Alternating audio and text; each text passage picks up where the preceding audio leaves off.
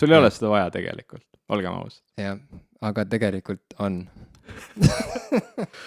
Jah.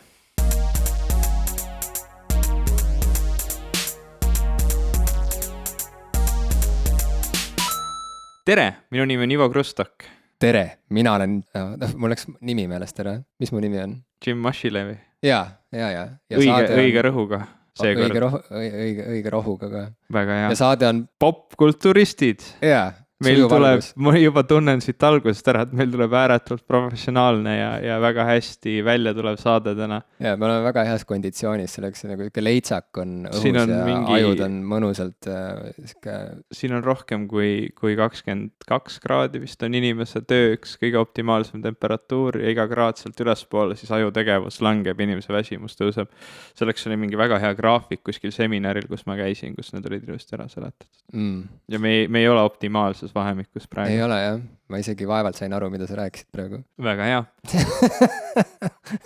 Jim, miks sa ei ole Snapchati kasutanud vahepeal väga? Ma nägin umbes mingit 2 lugu sinult ja siis sa saatsid ühe pildi sellest, kuidas sa olid oma tütrega näo ära vahetanud ja ma palun, et sa seda enam ei teeks. Okei, eelmises saates sa seletasid mulle lahti, et mis asi on Snapchat, kuidas seda kasutada ja siis me tegime sellise, mitte väga range ja siduva kokkuleppe, et proovime, kuidas see Snapchat meile sobib. Sina tõlgendasid seda kui mitte ranget kokkulepet, siuke, et vaatame, kuidas tuul puhub. Jah, võtsin seda niimoodi kergekäeliselt. See oli juba esimene viga, jah? Ei no, see on sinu elu, Jim.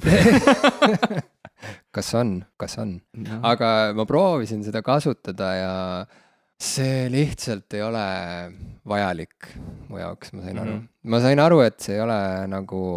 Snapchat on hea platvorm, mille kaudu teha nalja ja mille kaudu võib-olla üllatada teinekord mõnda sõpra ja lihtsalt jaurata, aga samas nüüd, kus nagu on juba nii palju neid erinevaid sotsiaalmeedia äppe, mida justkui nagu peaks või tahaks kasutada igapäevaselt, siis kuskilt jookseb piir ja ma tunnen, et Snapchat jääb minu jaoks teisele poole seda piiri, et ma lihtsalt ei viitsi. Ma isegi alguses seal vaatasin mingite inimeste neid storysid, ka sinu storysid ja seal on mõned inimesed veel, kes viitsivad neid vorpida.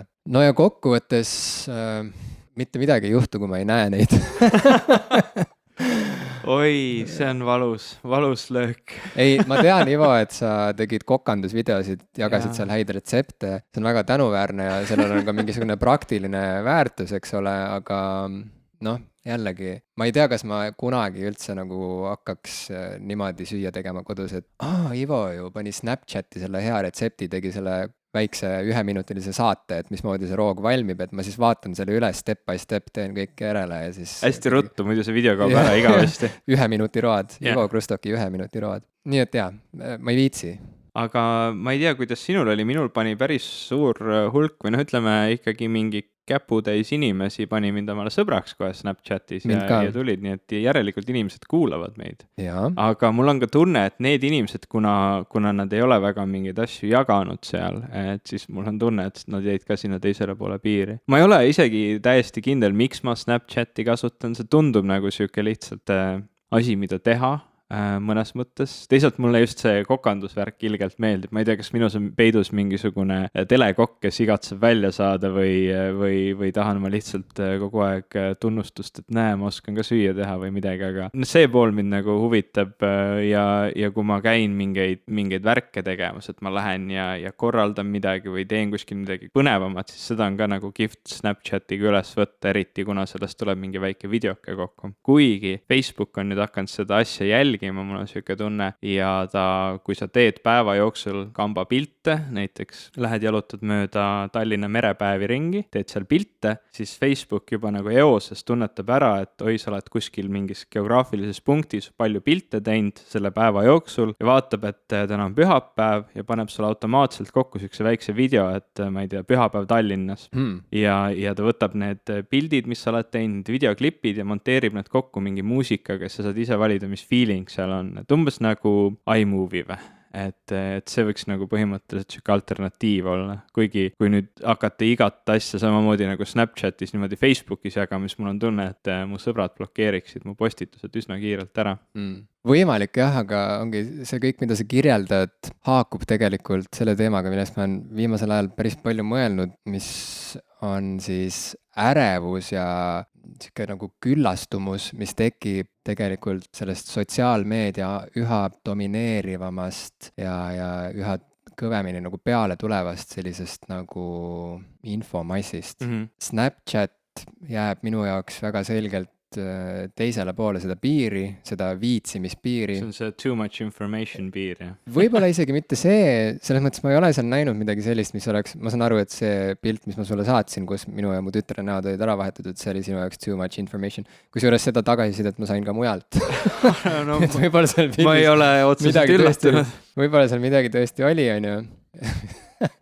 Et mulle tõepoolest öeldi, et umbes, et mul on kahju, et ma seda nägin või mingi siuke tagasiside tuli, on ju. Et ma ise olen väga rahul selle pildiga ja ma kavatsen selle kunagi ka ilmutada ja panna meie perekonna albumisse. Ma ei tea, võib-olla ka raamida, ei ole välistatud, aga... Kui ta seal albumis püsib, põhimõtteliselt saan ju sulle külla tulla ja ma ei pea seda nägema, et raamimine on selles suhtes nagu, vähem soovitav variant. No okei, ma katsun sellega arvestada, ma katsun arvestada sinu piiridega. Erilise nõudmisega. Jaa, aga siin on nagu, see on siuke, see ärevuse teema ja see infomüra taluvuse teema, see on siuke laialivalguv ja segane, aga ma katsun siit leida ikkagi mingisugust teerada, mida mööda kuidagi loogiliselt minna ja mul oleks huvitav kuulda, mida sina ka oma kogemusest vastukaaluks öelda saaksid, aga minu iseloom on selline, et ma ühest küljest olen nagu super huvitunud igasugusest arengust, nii popkultuuris kui ka tehnoloogias, on ju, mis ongi meie saate peateemad. Yeah. Ja iga kord, kui tuleb välja mingisugune uus vidin, mingisugune uus äpp, mis kuskil laineid lööb, siis ma tingimata pean ka nagu teada saama sellest või ma pean nagu lähemalt uurima, et okei, millega on tegu. Et mulle meeldib jälgida selliseid kultuurilisi ja tehnoloogilisi nagu arenguid ja seda, kuidas üks asi viib teiseni ja siis mõelda ka tuleviku peale ja nii edasi. Teisest küljest hästi suur osa minust tahab, et kõik jääks kogu aeg samaks, nagu juba on nagu samasuguseks, et ma nagu teisest küljest hästi ei talu nagu muutusi. Ei peaks ümber harjuma. Jaa, et mulle ei meeldi nagu tegelikult nii väga nagu ümber harjuda. Ma olen kogu aeg sunnitud nagu kohanema ja ümber harjuma, aga see ei tähenda seda, et ma seda nagu sooviksin eraldi või et ma eraldi otsiksin pidevalt nagu võimalusi jälle nagu ümber kohaneda. Ja kogu see sotsiaalmeedia äpindus ongi minu jaoks nagu nüüd ületanud selle piiri, kus juba ma pean ütlema, et seda kõike on minu jaoks nagu liiga palju.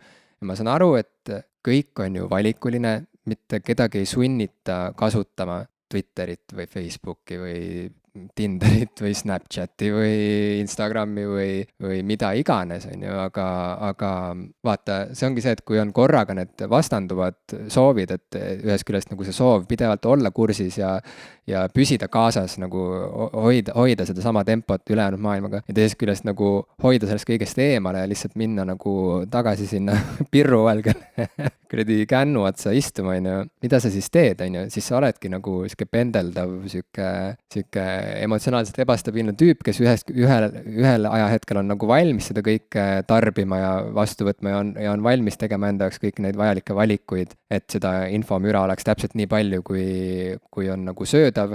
Ja teisest küljest nagu siis vahepeal tekib siuke tunne, et fuck off nagu, et ma lihtsalt nagu, ma ei suuda, ma tahan, et mu telefon oleks ainult helistamiseks ja ma tahan, et mu kodus umbes, et oleks elekter ainult vetsus et ma näeksin. Kusjuures, et mu isa kasutab veel telefoni või ütleme mobiiltelefoni nii vähe, et ta tahab, et tema saaks välja helistada, aga ta otseselt ei tahaks, et talle saaks nagu sisse helistada. Väga mõistetav. Veel mingi teine tase sellest. See on siuke nagu next level piipar põhimõtteliselt, mida ta soovib. Jah, või siis võib-olla tal olekski piiparit vaja, võib-olla kui nagu jõulukingile mõtlema hakata. Et ühesõnaga, ma räägin niimoodi segaselt, nagu ikka, aga ma olen nagu aru saanud lihtsalt ennast jälgides, et ma tegelikult muutun ikkagi selliseks katselabori rotiks, mida rohkem ma mingeid äppe endale nagu telefoni tõmban ja mida vähem ma piiran nende äppide kasutamist enda jaoks, mida vähem ma nagu kohtlen ennast või jälgin ennast sellise nagu lapsevanema pilguga või siukse distsiplineerija pilguga, seda rohkem ma nagu rotistun ja minust saabki see hiireke või see rott, kes on seal labürindis ja vajutab seda mõnunuppu järjest, on ju, ja siis saab selle laksu kätte pidevalt, on ju. No need focus group uuringud, eks ole, mida erinevad sotsiaalvõrgustikud teevad, ega nad vaatavadki, nad muudavad siit natuke ära, muudavad sealt natuke ära, jälgivad, mida sa vaatad, kui kaua, kui palju, kui me muudame nii ära, mida inimesed teevad. Põhimõtteliselt on see sama asi, no see on selles suhtes nagu mõnes mõttes saab seda tõlgendada kui midagi, mis on täiesti kahjutu, sa oled mingi anonüümne number kuskil süsteemis ja sa kasutad neid asju vabast tahtest, nemad lihtsalt tahavad sulle pakkuda paremat kogemust ja seeläbi nad siis uurivad, vaatavad, mis sulle meeldib, mida sa tahaks näha, teada ja selle tulemusena, lõpptulemusena nemad nagu teoreetiliselt teaksid paremini juba, et mis sulle meeldib kui sina, mis on nagu väga huvitav aspekt selle puhul. Aga et sellesse diskussiooni võib-olla natuke selgust tuua, ma küsiks kõigepealt seda, et milliseid sotsiaalvõrgustikke sa kasutad või kui sa räägid nendest sotsiaalvõrgustikest, mille puhul sa tunned, et nad põhjustavad sulle mingisugust ärevust, nad rõhuvad sind oma nõudmistega, et milliseid sotsiaalvõrgustikke sa kasutad? Ma kasutan peamiselt Twitterit, Facebooki ja Instagrami ja selle kõrval on siis erinevad meediaväljaanded, ka podcastid ja email. Ja ma arvan, et see ongi umbes nagu viimase 3-4 aasta areng või selline nagu tähelepanek, et minu arust inimeste nagu isegi ma ei teagi, ma ei julge isegi öelda, et süvenemisvõime, vaid nagu jaks süveneda võib-olla isegi on vähenenud ajaga ja ma märkan seda eriti emaili suhtluse puhul, kus ma oma töö tõttu olen aeg-ajalt olnud olukorras, kus ma saadan inimestele detailseid juhiseid ja arutan nendega mingisuguste nüansside üle ja nii tihti juhtub seda, et ma näen, et inimesed ilmselt ei jaksa isegi nagu emaile lõpuni lugeda, kui nad näevad, et need on pikemad kui 3 lauset ja sealt edasi minnes rohkem nagu sotsiaalmeedia teema peale, ma näen, et nagu ma ise ka isegi nii väga ei loe läbi kõiki neid põnevaid 10-leheküljelisi artikleid, millele igal pool sotsiaalmeedias viidatakse, vaid ma rohkem surfan nende emotsioonide ja hüüatuste peal, mis siit-sealt kostavad. Mis sellega kaasas käib ja tarbingi nagu ööpäeva lõikes kõige rohkem hoopis seda, mitte seda põhjalikku, nüansseeritud sisu, content'i, millele see kisakoor justkui ka viitab, eks ole, mingid erinevad artiklid, ma ei tea, Sirbis, New York Timesis, keegi on meediumisse midagi kirjutanud. Kõik need erinevad tekstid jäävad mul nendesse erinevatesse tabidesse lahti ja ma kogu aeg mõtlen, et ma siis varsti loen seda, uus asi, ma siis varsti loen seda ka, need tabid jäävad mul lahti, kuni lõpuks mul on lihtsalt brauser on neid erinevaid tabe täis ja ma olen olukorras, kus juba brauseri avamine tekitab minus teatavat stressi, sest et ma näen, et mul on kõik lugemata ja nagu ma enam ei mäleta isegi millal ja mis põhjusel ma mingisuguse artikli avasin või kes seda soovitas. Või mis emotsioon sellega kaasas käis või mis selle ma lihtsalt näen nagu tervet rida tegemata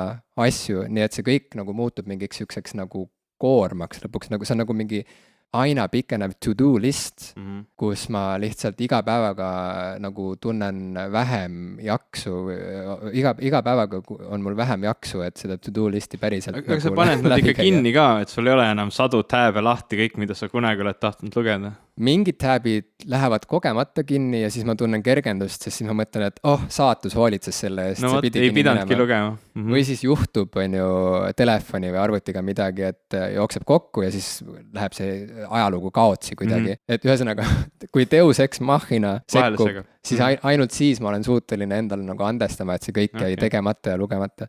Ühesõnaga, ja see kõik tekitab minus nagu kokkuvõttes sellist nagu ärevust.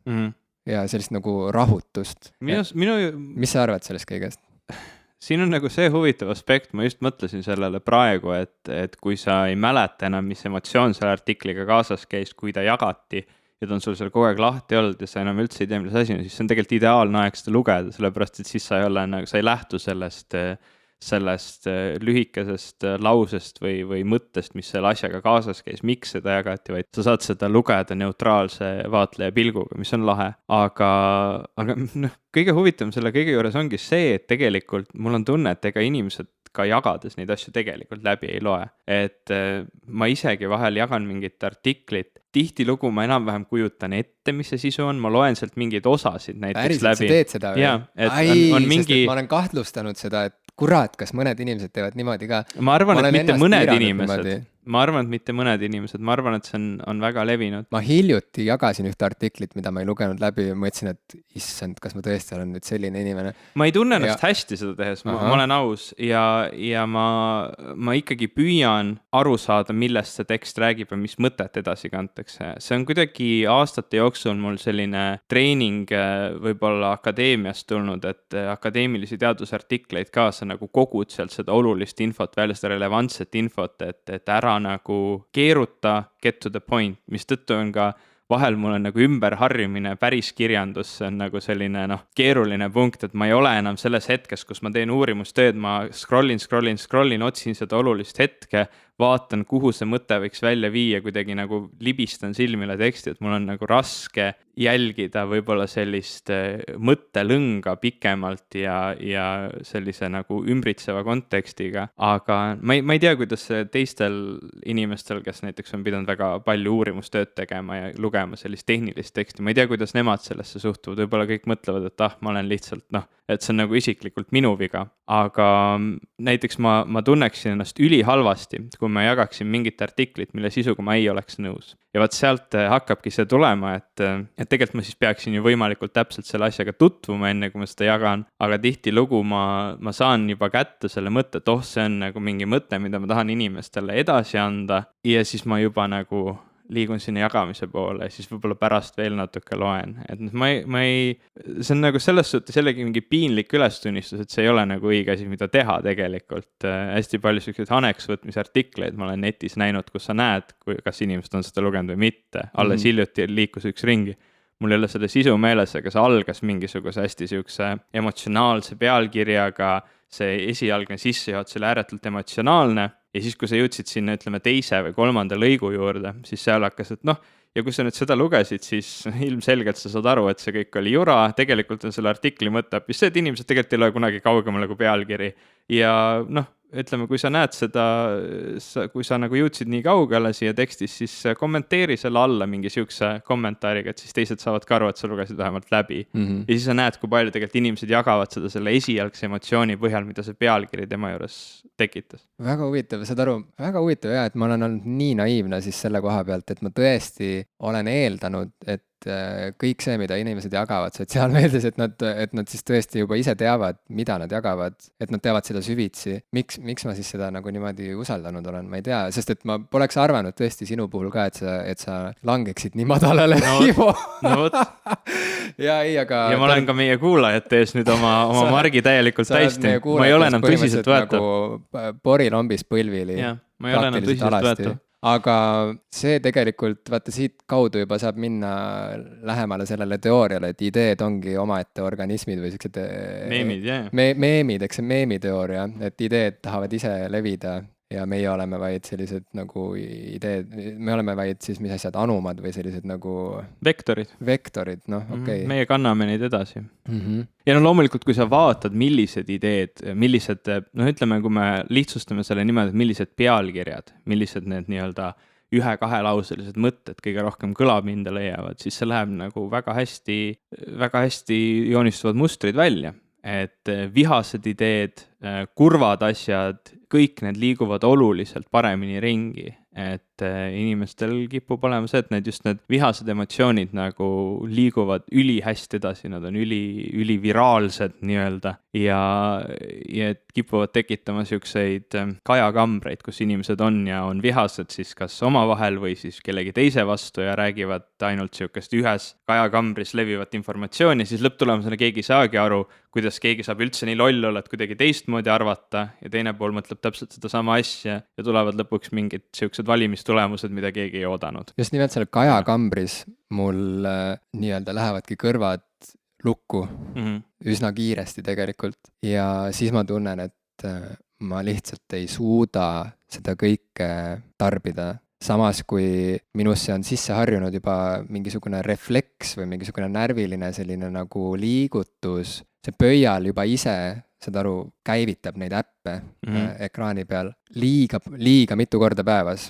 Ja sel hetkel, kui ma sellest teadlikuks saan, kui see jälle meelde tuleb mulle, et oot, aga noh, et sa ei pea ju kogu aeg vaatama, mis Facebookis on uut ja nii edasi, et siis algab mingisugune selline nagu siis võõrutusperiood, kus mul on reaalselt kohati isegi nagu füüsiliselt paha olla, sellepärast et ma ei saa nüüd nagu avada seda äppi jälle, saad aru, tekibki. Et sa oled enda jaoks ära keelanud.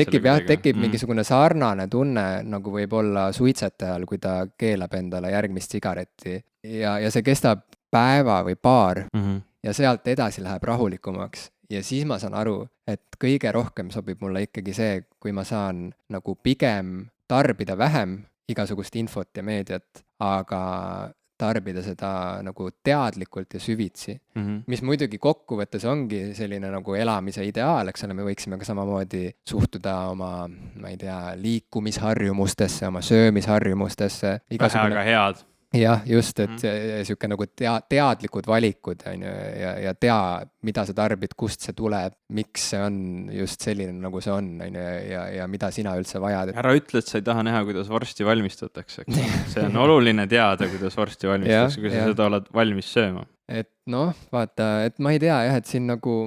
Et mulle tundub, iga kord, kui ma sel teemal nagu mõtlen ja selle teemaga oma pead vaevan, siis minu sees toimubki mu sees on mingisugune konflikt, sest et osa minust soovib selle kõigega kaasa minna, selle üha kiireneva kultuuriga ja kuidagi nagu ka ise aidata kaasa sellele kiirenemise protsessile kuidagi, või selles mõttes, et ise ka panustada sellesse, toota rohkem sisu veel... Näiteks hakata oma podcasti tegema.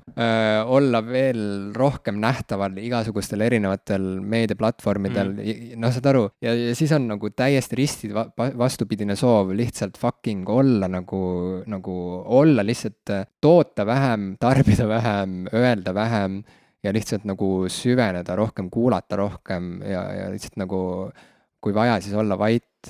Nii nagu me ühes osas rääkisime sinuga lugemises, et mulle meeldib, et raamat on lõppkokkuvõttes lihtsalt üks puutükk. See on nagu mingi puuklots, mis lihtsalt, et sa oled sunnitud sellega maha istuma ja ise vait olema ja siis sa lihtsalt põrnitsed seda puuklotsi, ma ei tea, 3 tundi, 3 päeva ja oled vait ja nagu süvened. Et see on nagu midagi hoopis muud kui see parkuur, mis toimub nagu sotsiaalmeedias, kus sa hüppad ühelt platvormilt teisele, ühelt emotsioonilt teisele, ühelt hüüatuselt, ühelt röögatuselt, ühest hüsteeriast teise hüsteeriasse, kus kõigil on nii tugevalt oma nagu mingisugune emotsioon nii laes ja siis sul jääbki mingisugune siuke nagu vale mulje, et kõik inimesed on kogu aeg kettas.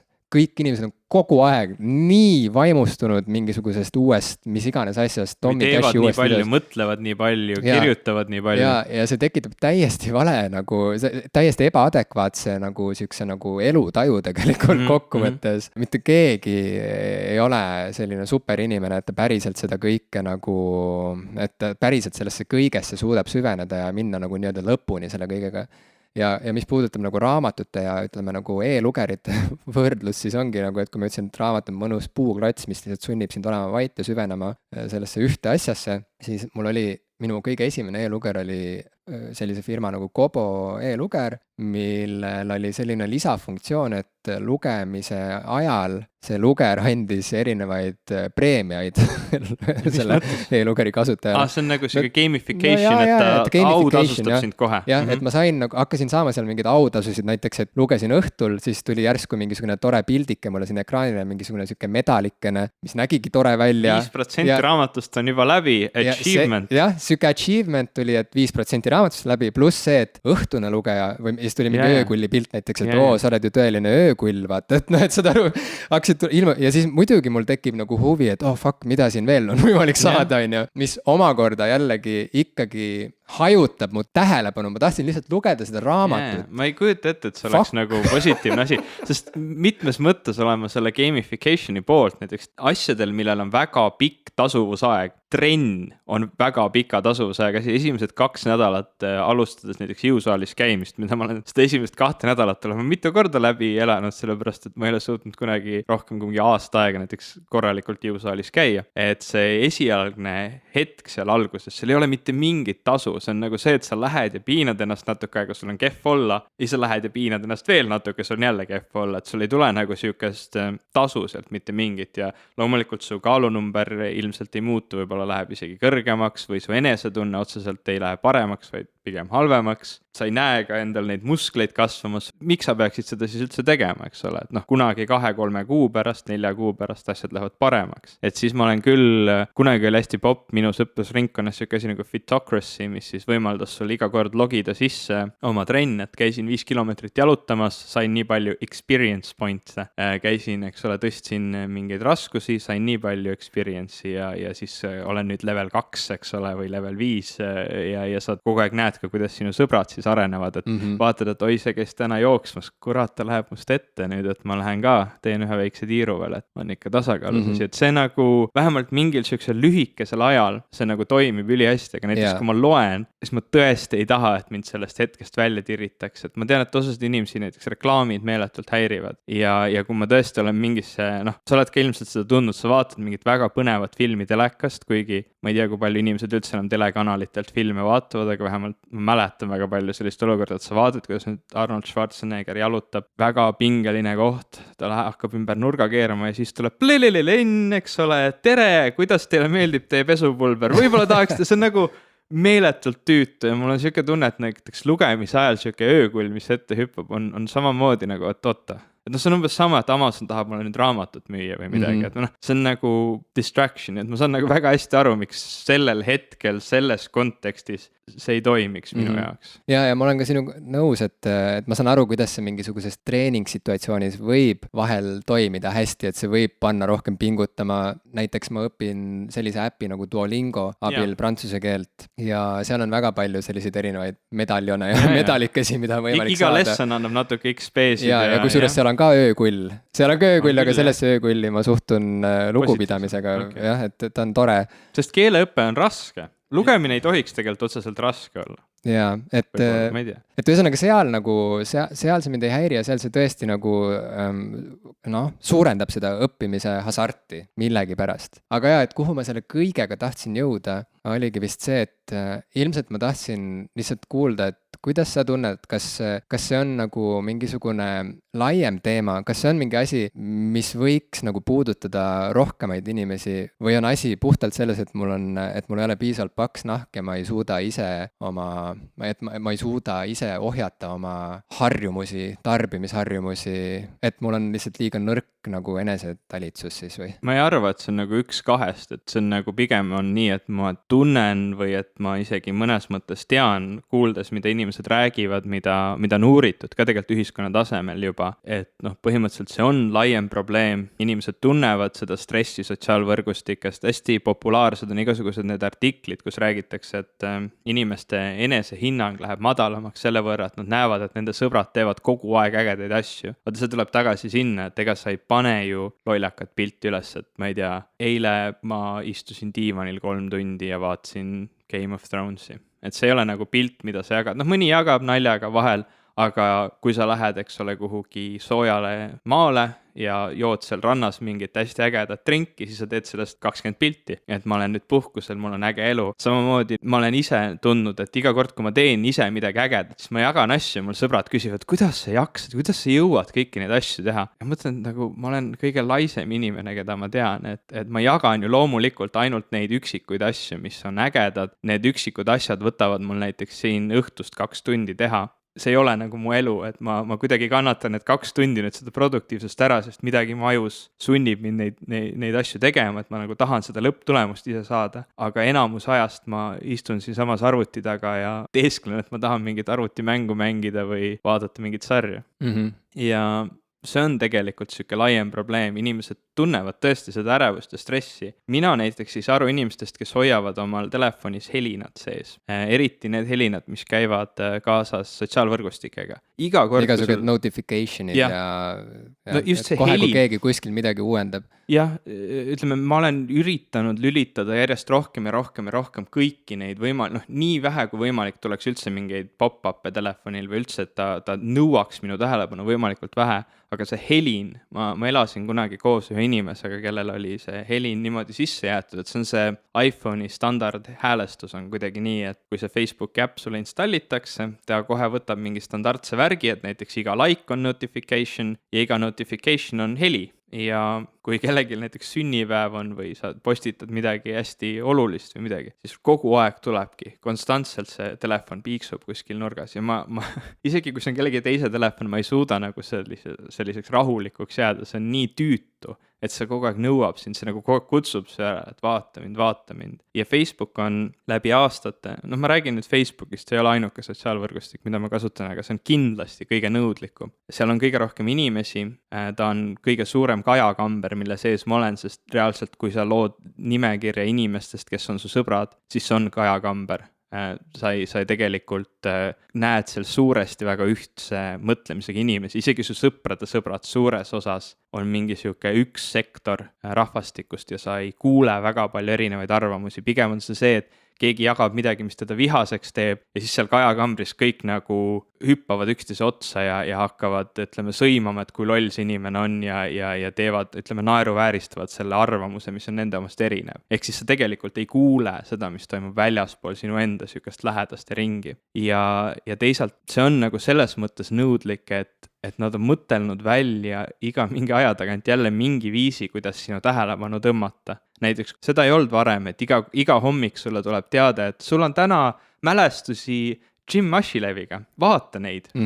Või et sel päeval mingi 3 aastat tagasi käisid sa seal, tšeki seda, et mingi väike notification. Või siis, mis nad on veel teinud, et sinu lehel on täna 5 uut vaatamist. See ei peaks tegelikult mitte kellelegi huvi pakkuma. Et sulle iga päev tuletatakse meelde, et sul on mingi leht. Näiteks meil on popkulturistide leht, seal käib jälle mingi kamp inimesi ja näete 5 uut vaatamist. Et nad on mõelnud välja, kuidas teha sulle neid notification'id isegi, kui tegelikult sinu sõbrad sinuga ei suhtle või näiteks ei like'i su postitust või ei kommenteeri. Nad ikkagi püüavad su tähelepanu tõmmata, et sa jumala eest kauemaks kui paar tundi sellest äpist välja ei jääks. Et sa kogu oma telefonis või arvutiekraani taga veedetud aja ikkagi oleksid seal sees. Jah, ja üks selle trendi osa on ka see, et erinevad äpid katsuvad ju hoida kasutajat oma selle programmi raamistikus nii kaua kui võimalik, ka siis, kui inimene tegelikult liigub sellest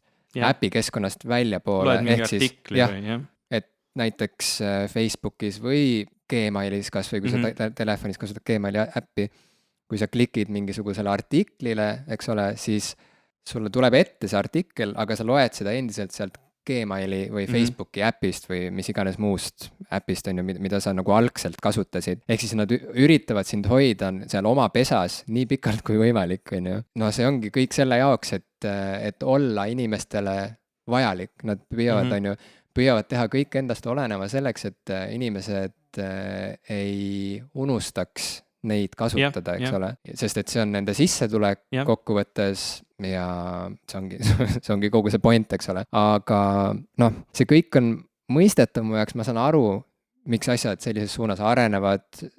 Siin ei ole mitte midagi nagu majandus, eks ole. Ja see on majandus ja siin ei ole mitte midagi nagu kummalist selles mõttes või midagi. Lisaks sellele, kui inimesed sinult mingit asja tahavad, siis sa pakud seda. Ilmselgelt Facebookil on meeletult kasutajaid, kes seda tahavad kasutada ja nad pakuvad ennast rohkem neil. Jah, aga Douglas Coupland, üks minu lemmikautoreid, Kanada kirjanik ja kunstnik, tema sai 90ndatel üle maailma kuulsaks tänu oma esikromaanile Generation X ehk X-põlvkond, see raamat on ka eesti keelde tõlgitud.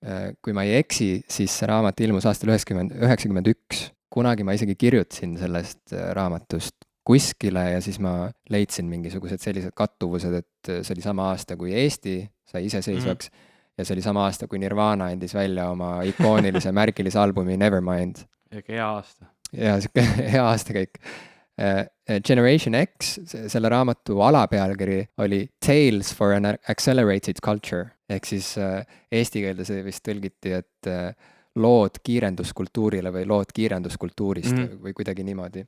Ja see teos on sellepärast märgiline, et ta kuidagi väljendabki just selle X-põlvkonna vaimsust ja meelestatust ja kogu seda ümbritsevat kultuuri, kus kõik see tehnoloogia kõikjale ulatavus või see tehnoloogia nagu kõik see, mida me näeme, mida tehnoloogia tänapäeval teeb, kui suurt rolli see meie igapäevaelus mängib. See raamat kajastab väga mõnusalt nende aegade koidikut justkui.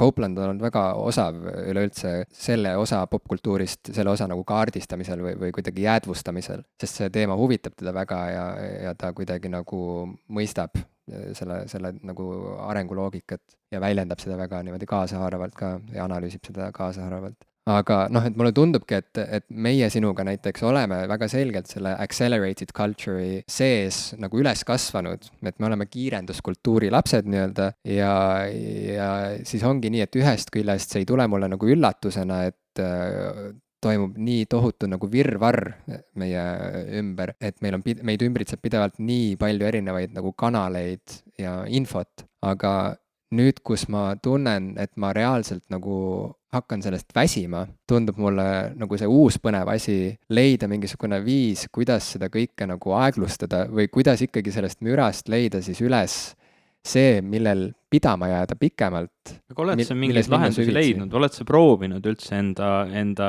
info tarbimises peale nende nii-öelda ma nüüd näiteks paar päeva üldse ei kasuta, kas sa oled mingeid siukseid jätkusuutlikumaid lahendusi proovinud? Jaa, kõige esimene asi ongi see, et lihtsalt lõpetada see tarbimine nagu mõneks ajaks täielikult, see ikka dieet nagu, ei no see on ajutine.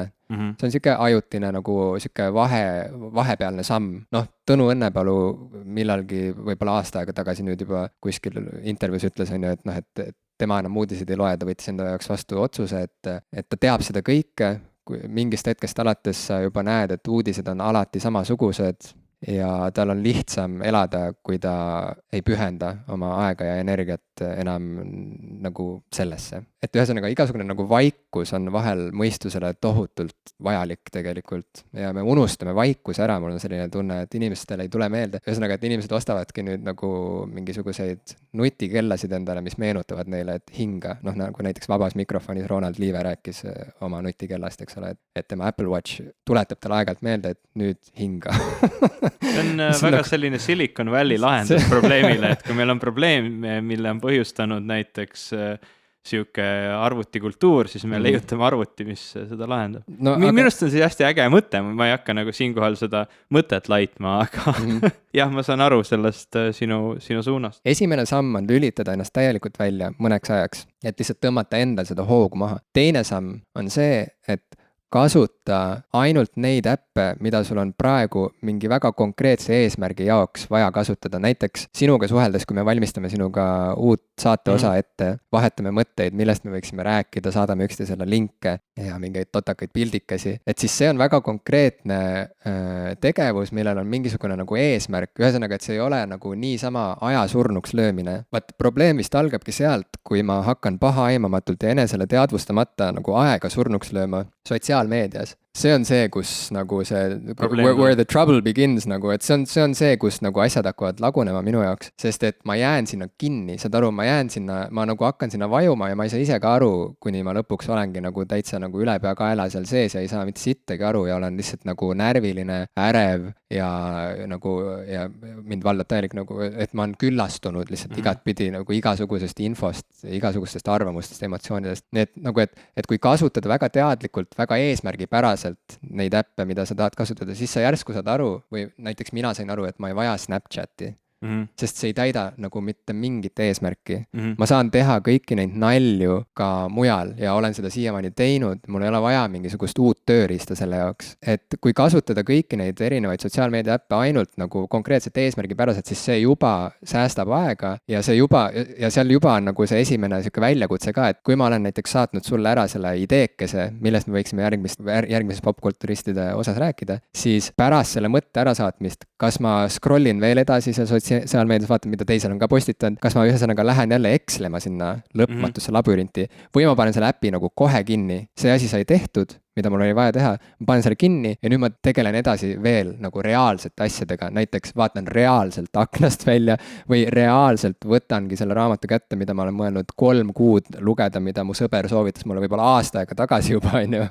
Aga ma ikka veel pole alustanud, noh, ühesõnaga, ma ei tea, ja mis see samm 3 võiks olla, sest mulle tundub, et nagu ma ütlesin nagu, et esimene samm, teine samm, et võiks olla ka 3. Midagi võiks veel olla. On ju, et võib-olla see 3. samm olekski siis see võti, et kuidas nagu tekitada mingit permanentset või mingit püsivat nagu sihukest tervislikku nagu suhtumist endas või kuidas juurutada endas mingit sellist nagu sotsiaalmeedia tarbimisharjumust, mis olekski nagu järjepidevalt teadlik ja selline nagu säästlik ja tervislik. Ja vaat ma arvan, et ma ei ole jõudnud selle 3. sammuni, sest ma kogu aeg nagu kukun tagasi sinna nagu ajaviite scrollimisse, aga jah, ma ei tea, Ivo, mulle tundub, et ühest küljest tegelikult see popkulturistide saade ka on võib-olla osa sellest 3. sammust, kus ma olen nagu sinuga koos nagu maandunud mingisuguse ühe konkreetse tegevuse peale, me pühendame sellesse mitmeid tunde oma ööpäevast või ööpäevadest ja see tegelikult kokkuvõttes toidab mind, sest et me süveneme ja räägime asjadest nii pikalt, kui on vaja rääkida ja ma tunnen, et see nagu jah, nagu see toidab mu vaimu ja liigutab mu mõtteid edasi mingisuguses suunas, samas kui ma tunnen, et seal nagu infomüralaintel surfates mu pea lihtsalt täitub mingisuguse kuradi saviga kokkuvõttes ja see nagu ei liiguta mu mõtteid ei ühes ega teises suunas, vaid kokkuvõttes mul lihtsalt nagu aju läheb umbe, ma lihtsalt väsin ära, tüdinen ära ja mul tekib sihuke tunne, et minge kõik nagu, ühesõnaga, et ma lihtsalt nagu ei viitsi enam kuulata.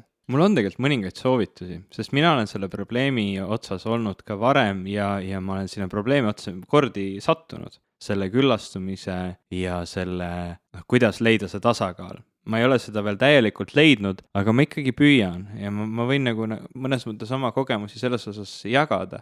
See, et sa tõid välja, et meil on nagu ütleme eraldi äpp selle popkulturistide suhtluse tegemiseks. See on nagu, ma olen täiesti nõus, et sul on nii-öelda töörakendused, töökohad ja sul on nii-öelda niisama siis aeg. Mainime ka seda äppi, see äpp on Slack. Jah, sest minul ta seostub ja varasemalt tööga, näiteks Geeniuses me kasutame seda, ta ongi kohe, kui on Slackis suhtlus, on see töösuhtlus, isegi kui me seal ajame natuke lollimat juttu, on see seotud selle tööga. Alati seal on meil ka mingi 2 kanalit, on nii-öelda see podcasti jutud ja siis niisama jutukanal. Et me ei ole kordagi seda niisama jutukanalit kasutanud, ma seal nii pikalt ei räägi ka, sest see vestlus seal tundub olevat fokusseeritum. Ja kohe häirib see mind vähem, kui ma näen, et mulle tuleb mingisugune teavitus, et sa oled kirjutanud Slacki midagi. See oli väga hea soovitus sinu poolt, et kolime Facebooki Messengerist ümber Slacki, kui me arutame popkulturistide teemasid. Kui me Facebookis räägime, siis me räägime tihtilugu ka mingil niisama teemal vahel, tuleb ette. Teine asi näiteks, kui me valmistame ette osasid, siis kogu see nii-öelda info ja asjad on pandud minul OneNote'i. OneNote on asi, mida ma olen kasutanud aastaid jällegi eesmärgil teha tööd. Mitte ainult tööd, millest mulle makstakse, vaid erinevaid oma projekte, kui ma olen mingid elektroonikaprojekte teinud, kui ma planeerisin oma pulma, mis iganes asjad, kodu planeerimine, kõik läheb OneNote'i. Et see on selline koht, kuhu ma koondan oma ideesid. See on jällegi spetsiifiline rakendus mingi tegevuse jaoks. Ja nüüd on siis terve selline rida rakendusi, millel ei ole spetsiifilist eesmärki. Twitter minu jaoks natuke eraldub sellest nii-öelda, ta on selline vahepealne asi, ta on kohati eesmärgipärane rakendus ja kohati selline ajaviitmisrakendus.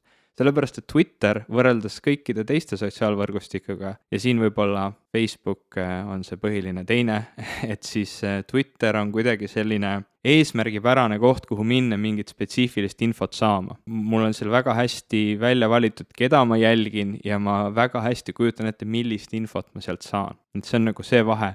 Facebook on minu sõprade nimekiri ja kuigi ma kujutan ette, milliseid asju minu sõbrad võiksid jagada, millised arvamused neil on, siis see ongi nagu sihuke sein, kuhu kõik oma mõtteid üles kleebivad. Twitter on ka, aga see on selline, ta on teistmoodi, ma ei jälgi seal oma sõpru, mul on seal ka sõpru, aga ma jälgin seal mingisuguseid trende, mingisuguseid mõtteid, mingisuguseid spetsiifilisemaid uudiseid. Minu jaoks muust uudistest eralduvad tehnoloogia uudised, mis minu jaoks on peaaegu eranditult positiivne asi. Kõik teised uudised on minu jaoks peaaegu eranditult negatiivne asi. Et kui sa ütlesid siin, Tõnu Õnnepalu oli vist see, kes ütles, et tema enam uudiseid ei loe. No võib-olla nüüd juba loeb, see oli umbes aasta aega tagasi, kui ta seda väitis. Tähendab, ma üritasin täpselt sama asja teha. Mingi hetk mul on siiamaani koduarvutis, kusjuures täna ma tegin seda ka oma tööarvutis, on blokeeritud Eesti suurimad meediaväljaanded, sest ma avastasin, et kui ma avan uue tab'i, ma vajutan Ctrl-T, siis ma esimese asjana hakkan kirjutama Postimees. Teine asi on ka muidugi Facebook, see oleneb sellest. Jälle siuke roti refleks. Täpselt, et see on nagu, vaataks õige, mis toimub. Just. Kas mul on vaja tegelikult teada, mis toimub? Ei ole, isegi kui juhtub midagi ääretult kohutavat, nagu on viimasel ajal päris tihti ette tulnud. Kas ma tahan praegusel hetkel endale selle info sisse tuua? Kas mul ei oleks mõistlikum seda infot tarbida hiljem, kui on mingisugune selgus saabunud sellesse olukorda? Ilmselt ma saan selle info kätte. Seal tekib see probleem, et tihtilugu siis ma saan ta veel mingi kolmanda vahendaja, tegelikult see on juba võib-olla 70 vahendaja, eks ole. Postimees läheb, vaatab, mida kirjutab BBC News vaatab, mida kirjutab Reuters võtab mingisuguse ühe nurga sellest pildist, mis seal tegelikult toimub. Et see ei ole niikuinii adekvaatne info selle kohta, mis tegelikult toimub. Võib-olla üldse peaksime minema pärast Wikipeediasse ja lugema mingisuguse pika põhjaliku artikli analüüsi sellest 6 kuud pärast seda, kui see õnnetus juhtus või see olukord juhtus. Aga ma tegelikult ei taha seda uudist lugeda tegelikult. Ma ei taha seda tol hetkel teada saada, kui ma lihtsalt avan oma brauserit, et oma meelt lahutada või et leida omale mingi tegevus praegusel hetkel. See ei olegi see tegevus, mida ma tegelikult peaksin otsima. Teine variant on see, et ma siis avan selle Facebooki. Kuigi nüüd ma tegin siin ikkagi mingi teatud vahe. Ma ütlesin esiteks tehnoloogia uudiseid, ma siis loen ja Eesti portaalidest, uudisteportaalidest on mul alles jäetud Rahvusringhäälingu lehekülg ja Eesti Ekspress. Ehk siis mingil määral ma ikkagi uudiseid tarbin. Ma tahaksin vähem uudiseid tarbida, aga seal on mingi selline inimlik huvi ilmselt, mida on väga raske endas alla suruda, et ma ei tahaks seda ka teha kuidagi vägivaldselt, et sellel ei ole nagu mingit mõtet. Aga Ekspressi puhul on ka see, et võib-olla nende lood ideaalis on rohkem läbi analüüsitud, nad võtavad ikkagi nädal aega, et uus leht välja tuua, nad mõtlevad oma artiklit paremini läbi, kui see nii-öelda hetke uudis, see on teine vorm, teine žanr uudiseid. Ja see nagu sobib mulle rohkem, ma tahaksin, et info minuni jõuaks läbi aeglasemate kanalite. Ma olen mingil määral harjunud sellega, et info tuleb teadusest, et info kogutakse aastate pikkuste uuringute käigus, et asju katsetatakse ja siis pannakse kirja väga detailselt, mida tehti, miks tehti ja mis teada saadi. See ei ole see, kuidas toimib üleüldine info maailmas. Üleüldine info maailmas, oi, midagi juhtus, pane ruttu üles. Ja siis vaatame pärast, mis saab. Ma tegelikult, see on see meediavorm või see uudiste vorm, mida ma tegelikult ei taha tarbida. Ma tahan seda analüüsi, mis on võimalikult neutraalne.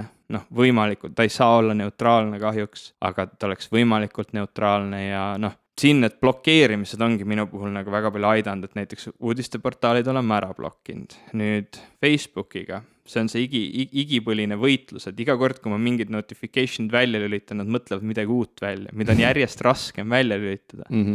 Sa saad blokeerida ära näiteks selle, et mingi lehekülg, mida sa jälgid, saadab sulle informatsiooni nende notification itena. Aga kui su sõber sinna postitab, siis selle kohta sulle tuleb ikka notification. Ma ei tea, aidake mind, äkki on kuskil see võimalus olemas, et täielikult keerad selle leheküljelt tuleva informatsiooni maha niimoodi, et sa ikkagi saad teda mingil määral jälgida, et ta ei tuleks selle nii-öelda tärnina. Sest see hetk, kui sa tegelikult selle rakenduse avad, sa avad ka ennast sellele informatsioonile, sa teed selle rakenduse teadlikult lahti, et nüüd ma loen kõike seda infot. Ja näiteks ma tahan lugeda vahel seda, mis toimub näiteks fotograafide grupis. Aga ma ei taha, et mulle selle kohta tuleks neid notification'id, sest see notification on see, mis kutsub mind seda rakendust avama. Et selles suhtes ma ei tahaks seda täielikult ära blokeerida, kuigi ma olen ka seda Facebookis väga palju teinud, et blokeerinud inimesi, blokeerinud lehekülge, et siin tuleb selle, ma loon oma seda enda kajakambrit. No just, jah. Aga ma ei taha, et minu sõprade kogum, see nii-öelda rakendus, mis sisaldab endas minu sõprade kogumit, oleks mulle stressiallikas. Vaata, see on see tasakaalu koht, ma tahan olla avatud võimalikult laiadele ideedele, tõesti tahan ja ma püüangi asju nagu analüüsida selle mõttega, aga kui ma avan rakenduse, kus ma tahan näha positiivseid asju oma sõprade kohta või lihtsalt näha, kuidas mu sõpradel läheb, siis ma ei taha, et see asi oleks minu jaoks negatiivne kogemus, nagu ta tihtilugu on. Ma olen blokeerinud ära väga palju lehekülgiga, mille mõte mulle meeldib, mille alustega ma olen nõus, aga lihtsalt nad toovad kaasa mingit sellist diskussiooni, mida ma ei taha näha. Ja vaata, siin ongi see, et see kõik kõlab nagu ääretult negatiivselt, et tsensuurselt, et ma blokeerin enda jaoks ära asjad, mida ma ei taha näha. Aga vaata, see ongi see nüüd, et kus on see koht, kus sa tahad seda näha ja kus on see hetk, millal sa seda oled valmis nägema, sellesse süübima, kas nende hetkeliste emotsionaalsete väljalasete vaatlemine on tegelikult see neutraalne, see õigustatud tegevus. Sest ma olen mitme sõbraga tülli läinud Facebookis. Mul on olnud perioode, kus ma olen väga agressiivselt oma mingeid tõekspidamisi kaitsnud, leidnud, et see on tõesti mõistlik asi, mida teha Facebookis. Vahel ma ikka laskun sinna, jagan jälle mingid postitused, et palun vaktsineerige oma lapsi või midagi, sellepärast, et see on oluline asi, mida teha, ma tõesti usun seda, aga ma tean ka seda, et seda Facebookis teha ja inimestega vaielda, kakelda, rääkida rassismi teemadel, rääkida maailma probleemide lahendamisest, sellest ei ole mingit nagu tegelikku kasu selles kontekstis. Mul on nii kosutav kuulda seda, mida sa räägid juba, sest et siit me jõuamegi piirideni. Ma lähen jube emotsionaalseks, kui ma seda räägin, ma kuidagi juba tunnen, et ma lähen nagu keema. Väga hea ja siin toas on aina kuumem ka, mul on siuke tunne, et varsti me võtame särgid seljast. Aga kahju, et ei ole videot. Oi, seda kahetsevad kõik kuulajad nüüd, et nad ei näe seda topless pilti, mis nüüd avaneb.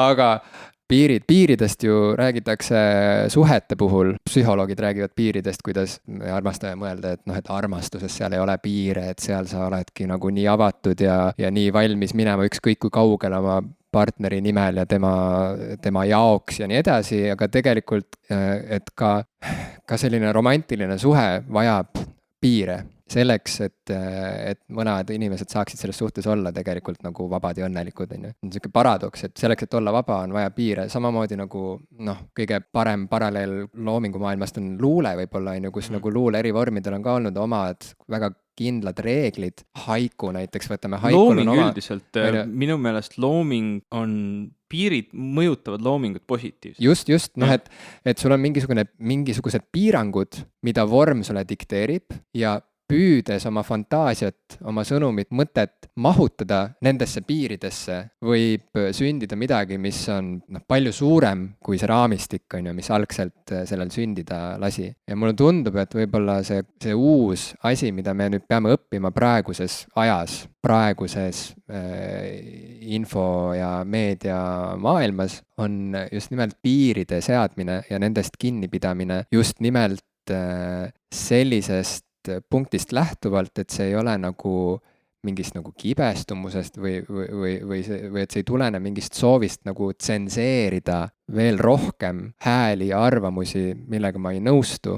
Et ühesõnaga, et see on selline piiride seadmine, mis ei soodusta kapseldumist, vaid see on piiride seadmine, mis just nimelt säästab sind ja jätab sulle piisavalt palju aega, et ikkagi mõelda läbi kõik see, mis sul on vaja läbi mõelda, nii et sa saad liituda selle diskussiooniga esiteks terve inimesena, tasakaalus inimesena ja teiseks adekvaatse inimesena, nii et sa nagu tõesti suudad omalt poolt tuua diskussiooni juurde mingisugust kvaliteeti, mis ka on kvaliteet, mis ei ole lihtsalt järjekordne emotsioonipuhang, järjekordne efekt. Ja sa meeles tasub pidada, sa ei muuda inimeste arvamusi vaielda, sa ei pane oma sõpru teisiti arvama, sellepärast, et sa nendega nüüd vaidled. Ei, kusjuures tegelikult vaidlusel ja vaidlusel on ka vahe. Jah, seda küll.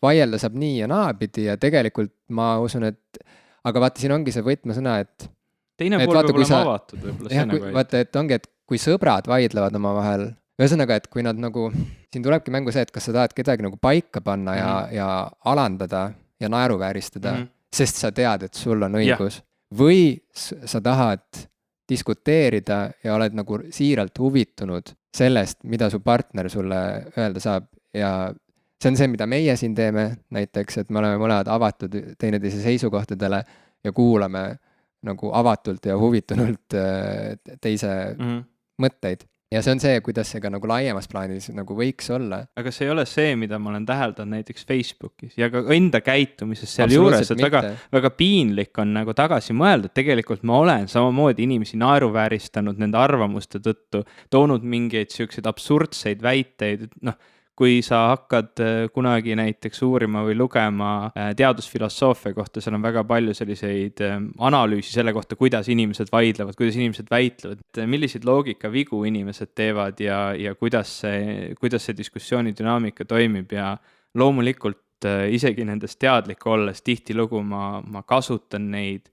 Mul on pärast nagu halb, et ma seda olen teinud, kui ma olen maha rahunenud, mõelnud nende asjade peale, et see Facebooki keskkond soosib seda hetkelise emotsiooni väljendamist ja ma ei taha seda. Ma olen püüdnud seal ka loomulikult pikalt faktibaasiliselt viidetega argumenteerida ja noh, ka see tegelikult, kui sa pead mingi hetk ära tunnetama seda, et kui see teine pool ei ole tegelikult avatud sinule, siis sa ei ole seal sellel hetkel võimeline tema arvamust muutma. Võib-olla keegi kolmas inimene loeb, et mul on ka vahel seda olnud, et kui ma olen sattunud kellegagi mingisse vaidlusse, siis pärast keegi kolmas on tulnud, et noh, kuule, väga hästi tegelikult ikka ütlesid, aga jällegi, see on see inimene, kes juba oli samal meelel kui sina. Noh, see on jälle see Kaja Kamber, mis sinu enda sõprade seas tegelikult tekib.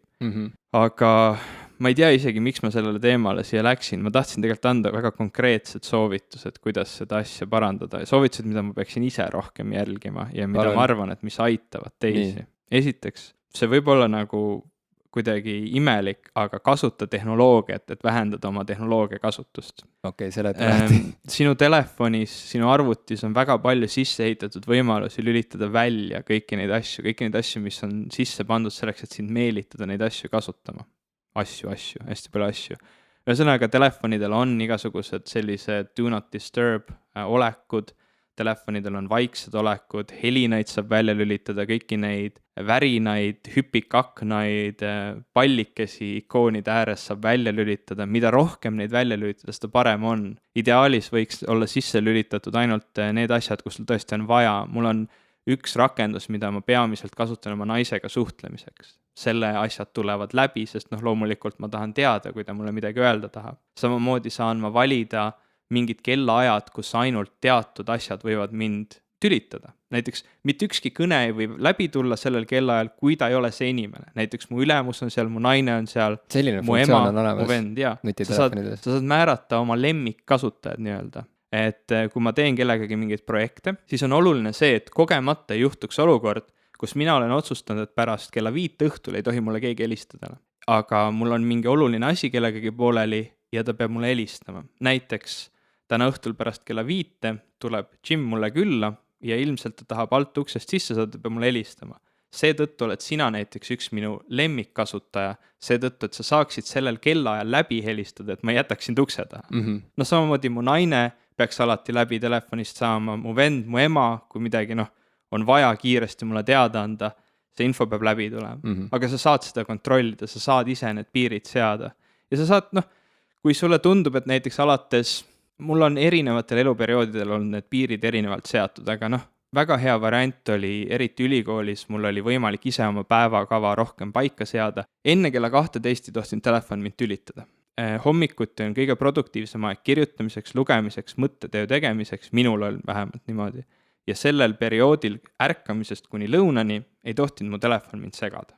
Pärast seda, ütleme 12 vist oli siis 6 või 8, et siis sellel hetkel võisid need asjad läbi tulla, aga jällegi mitte iga tilin, mis sealt võib tulla, et helinad ma olen kõik välja lülitanud peaaegu. Ainult olukorras, kui ma olen teises toas ja tean, et mulle tuleb varsti kõne, ma lülitan ta sisse, et siis ma vähemalt kuulen ta ära, aga enamus ajast mind võib olla raske telefonitsi kätte saada selle tõttu, aga ma võtan selle riski, kuna ma tean, et see on lõppkokkuvõttes mulle parem. Kui me jõuame selle uudiste pooleni, mida uudistega teha, siis tegelikult ma saan aru, et inimestel on uudised olulised ja väga huvitavad ja tegelikult me tahame seda infot päris palju tarbida.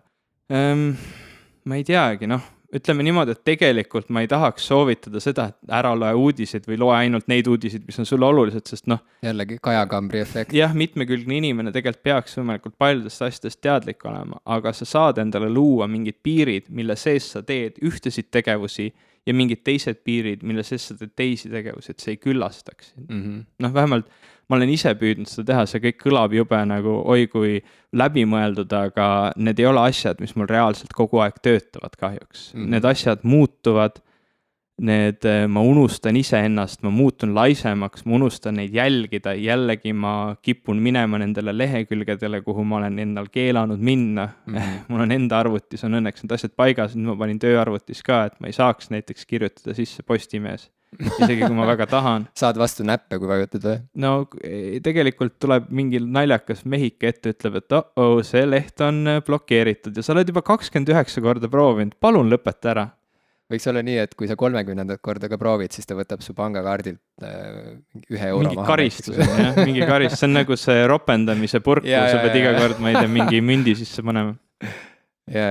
Aga see, millest sa räägid, on mulle tuttav just ka teatri ja kirjanduse koha pealt, sest üks õige prooviperiood teatris näeb samuti välja niimoodi, et inimesed panevad oma telefonid kinni, panevad need vaiksele režiimile, jätavad need kuskile teise tuppa ja proovisaalis ei näpi telefone. Siis on võimalik süveneda ja luua koos midagi, mis kokkuvõttes on võib-olla mingi äge etendus. Samas kui olen kogenud ka palju seda, et inimesed ei ole nii väga motiveeritud, väga ei ole värk nii käimas nagu seal proovisaalis, kui ta võiks olla. Ja siis lihtsalt ongi palju sellist konutamist ja inimesed istuvad mingil hetkel, sest vaatad ringi ja näed, kuidas nagu 2 inimest võib-olla vestlevad, arutavad mingeid detaile, mis lavastusse puutuvad ja siis ülejäänud on oma ette nurgakestes jalg üle põlve ja scrollivad lihtsalt oma telefonides mingit sotsiaalmeediat või mida iganes Postimeest. Me teeme seda päris palju, on ju? Ja tohutult inimestena palju. Üldse. Ja see on nii demoraliseeriv tegelikult kokkuvõttes, et igasugune siuke nagu rangus tuleb aeg-ajalt ikkagi nii kasuks. Piirid, ma ütlen. Piirid, sest et jaa, need prooviperioodid, kus me ei ole ninapidi telefonis, need on kõige paremad olnud siiamaani ja samamoodi on kirjutamisega, et kõik pikemad tekstid, mida ma olen kirjutanud, oma 2 romaani ja nüüd septembris ilmuv teatrist rääkiv raamat. Need raamatud, ma ei oleks neid kirjutanud valmis, kui ma oleksin võtnud telefoni endaga kaasa sinna töölaua taha. Ja see on otsus, on omaette otsus nagu kuidagi jätta see telefon vaiksena kuskile kõrvaltuppa isegi 2 tunniks. Juba see on mingit sorti selline otsus, mis korraks ma pean endalt küsima, et äkki ma olen isekas.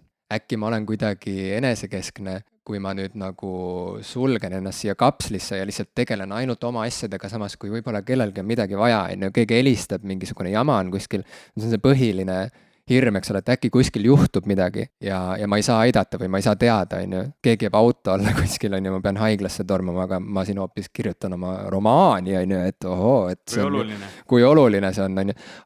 Aga kas see ei ole mitte seesama hirm või impulss tegelikult, mis paneb meid samamoodi nagu scrollima neid lõpmatuid uudisteportaale? Äkki midagi juhtub. Äkki ma jään sellest ilma, äkki midagi juhtub, midagi nii tähtsat, millest mul on kohe vaja olla teadlik, on ju, ja kui ma ei ole, siis mis siis saab? Et ma lihtsalt olen nagu mingi karu oma koopas, on ju. Aga jaa, et selline rakendada aeg-ajalt enda suhtes sellist rangust tuleb nii kasuks ja kokkuvõttes ainult niimoodi need nagu suured teod saavadki tehtud, ainult niimoodi need raamatud saavadki kirjutatud. See on jälle see läbimõtlemine, millest sa rääkisid enne, et me võiksime tarbida informatsiooni läbimõeldavalt. See ongi, istu maha, mõtle, kuidas sa saad informatsiooni, mõtle, kuidas su telefon töötab. Sest tegelikult väga suur osa meie päevast ongi see, kuidas meie telefon, see ongi meie suhtlus, meie aken selle nii-öelda internetiga nüüd, et vähem on neid isegi, kes arvuteid kasutavad. Inimesed kasutavad arvutit tööl, tulevad õhtul koju ja kasutavad oma telefoni või tahvlit või vaatavad telekat, eks ole.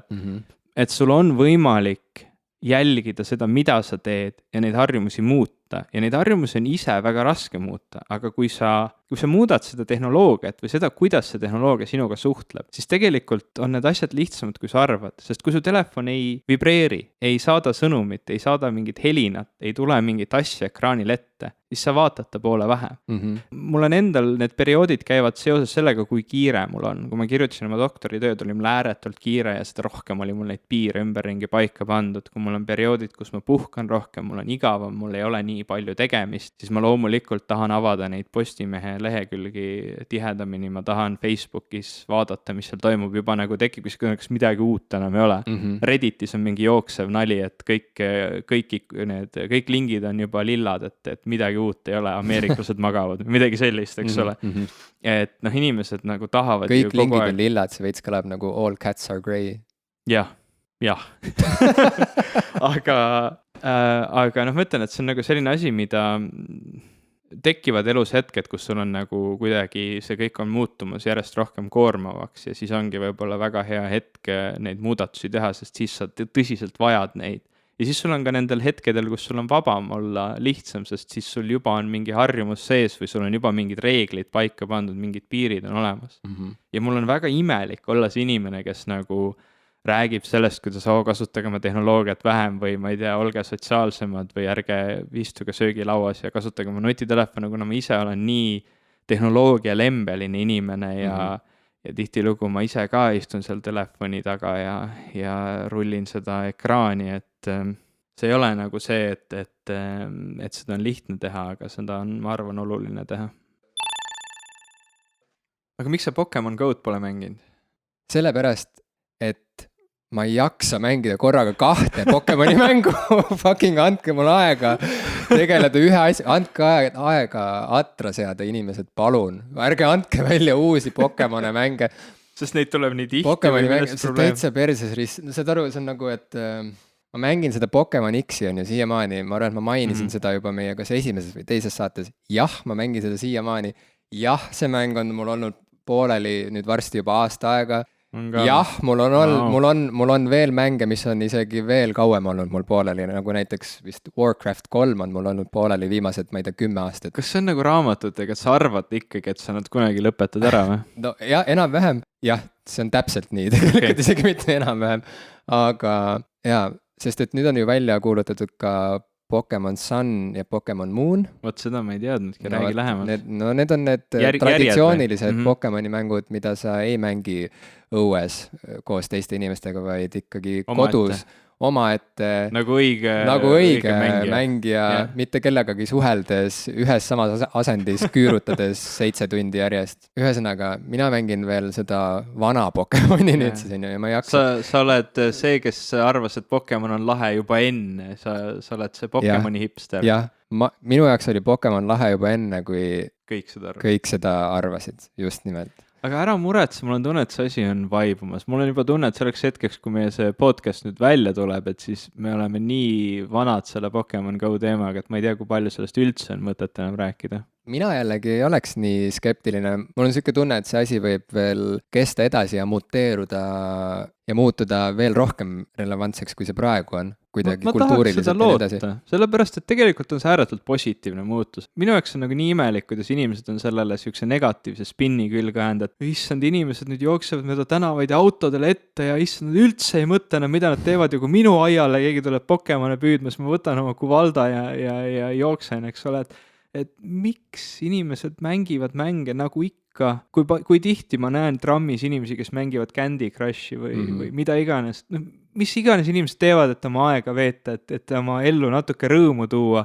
Nüüd nad käivad ringi, okei, nad ajavad mingeid virtuaalseid elukaid taga, aga lõpptulemusena nad liiguvad ringi ja olgem ausad, see ei ole ikka päris nii ka, et sa nüüd pead nina telefonis ringi käima, kui sa selle mängu selgeks saad, kui sa mängid seda kauem, kui sa esimesed 5 minutit, et oma uudisartikkel sellest ära kirjutada, siis sa tegelikult tajud, et see ei ole üldse nii, et sa oled seal ninapidi ekraanis, aga lõpptulemus on see, et enamus sellest ajast sa lihtsalt jalutad ringi.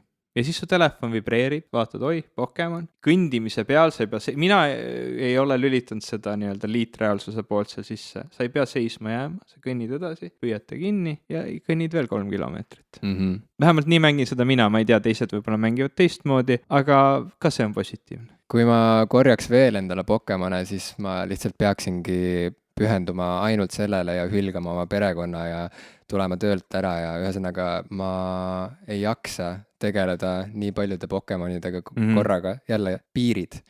Siit jookseb minu piir, sest ma juba... Üks Pokemoni mäng korraga. Ei no, saad aru, seal ühes mängus mul on 6 põhipokemoni, kelle eest ma pean hoolitsema ja nagu me ka ühes varasemas osas rääkisime, nad tõesti nagu vajavad ekstra hoolitsust, ma pean nende kuradi tube sisustama, ma pean neile muffineid söötma, ma pean neid kurgu alt ja kõhu pealt sügama, ma pean mängima nendega väikseid minimänge seal Pokemoni põhimängu sees, kus nad püüavad mingeid puuvilju puu otsast ja löövad lõngakerasid peaga eemale. No saad aru, et see asi nagu läheb käest ära, kui ma mängin veel mingeid kuradi uusi Pokemoni mänge, ma lihtsalt ei suuda ja mulle nagu üldjoontes ongi väga sümpaatne, kui üks asi teeb ainult ühte asja, et see Pokemoni mäng on hea väljakutse mu jaoks, et kas ma talun seda laialivalguvust, mida see Pokemon X juba pakub, et kui varem sa lihtsalt läksid selle Pokemoniga kurat nagu sinna võssa võitlema,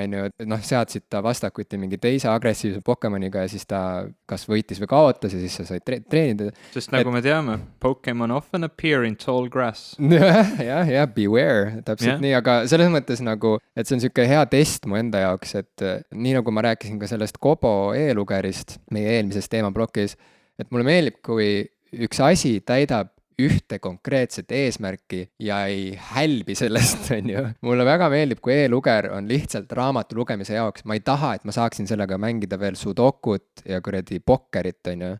See Kobo e-luger kusjuures pakkus seda võimalust, seal sai mängida sudokut. Ma olen oma Amazoni omaga päris rahul. Mina olen ka oma Kindliga väga-väga rahul. Ühesõnaga, ma ei taha seda ja samamoodi nagu, nii ma nagu kuidagi hindangi kuidagi kõrgemalt neid vidinaid, mis on mõeldud, mis on nagu dedicated devices, mis on mõeldud mingisuguse konkreetse eesmärgi jaoks ja ma tean juba ette, et seal ei hakka olemagi mingisuguseid lisafunktsioone.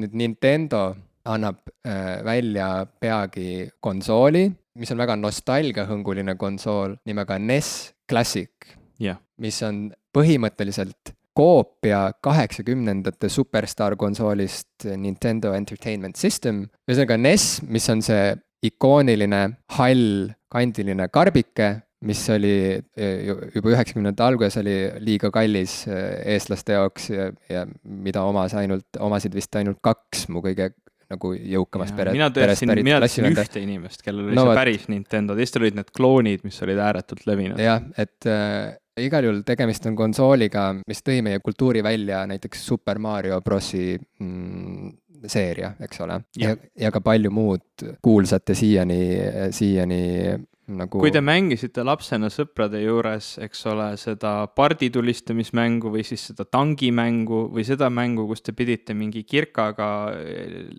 jääteid lõhkuma ülevalt, nüüd hüppad üles ja lööd sealt paar klotsi ära ja siis tulevad vahepeal mingid kummitused ja liiguvad ringi ja need olid vist pterodaktüülid, kes seal lendasid üle selle ekraani, see oli vist midagi sellist. Ühesõnaga, te teate neid mänge, te olete neid mänginud lihtsalt ilmselt mitte selle päris Nintendo enda konsooli peal, vaid liikus ringi päris palju selliseid Hiina koopiaid, kus siis olid vahel kassetid, kus oli 99 mängu näiteks peal ja võt see on kõik läheb ka sinna nii-öelda Nintendo varianti.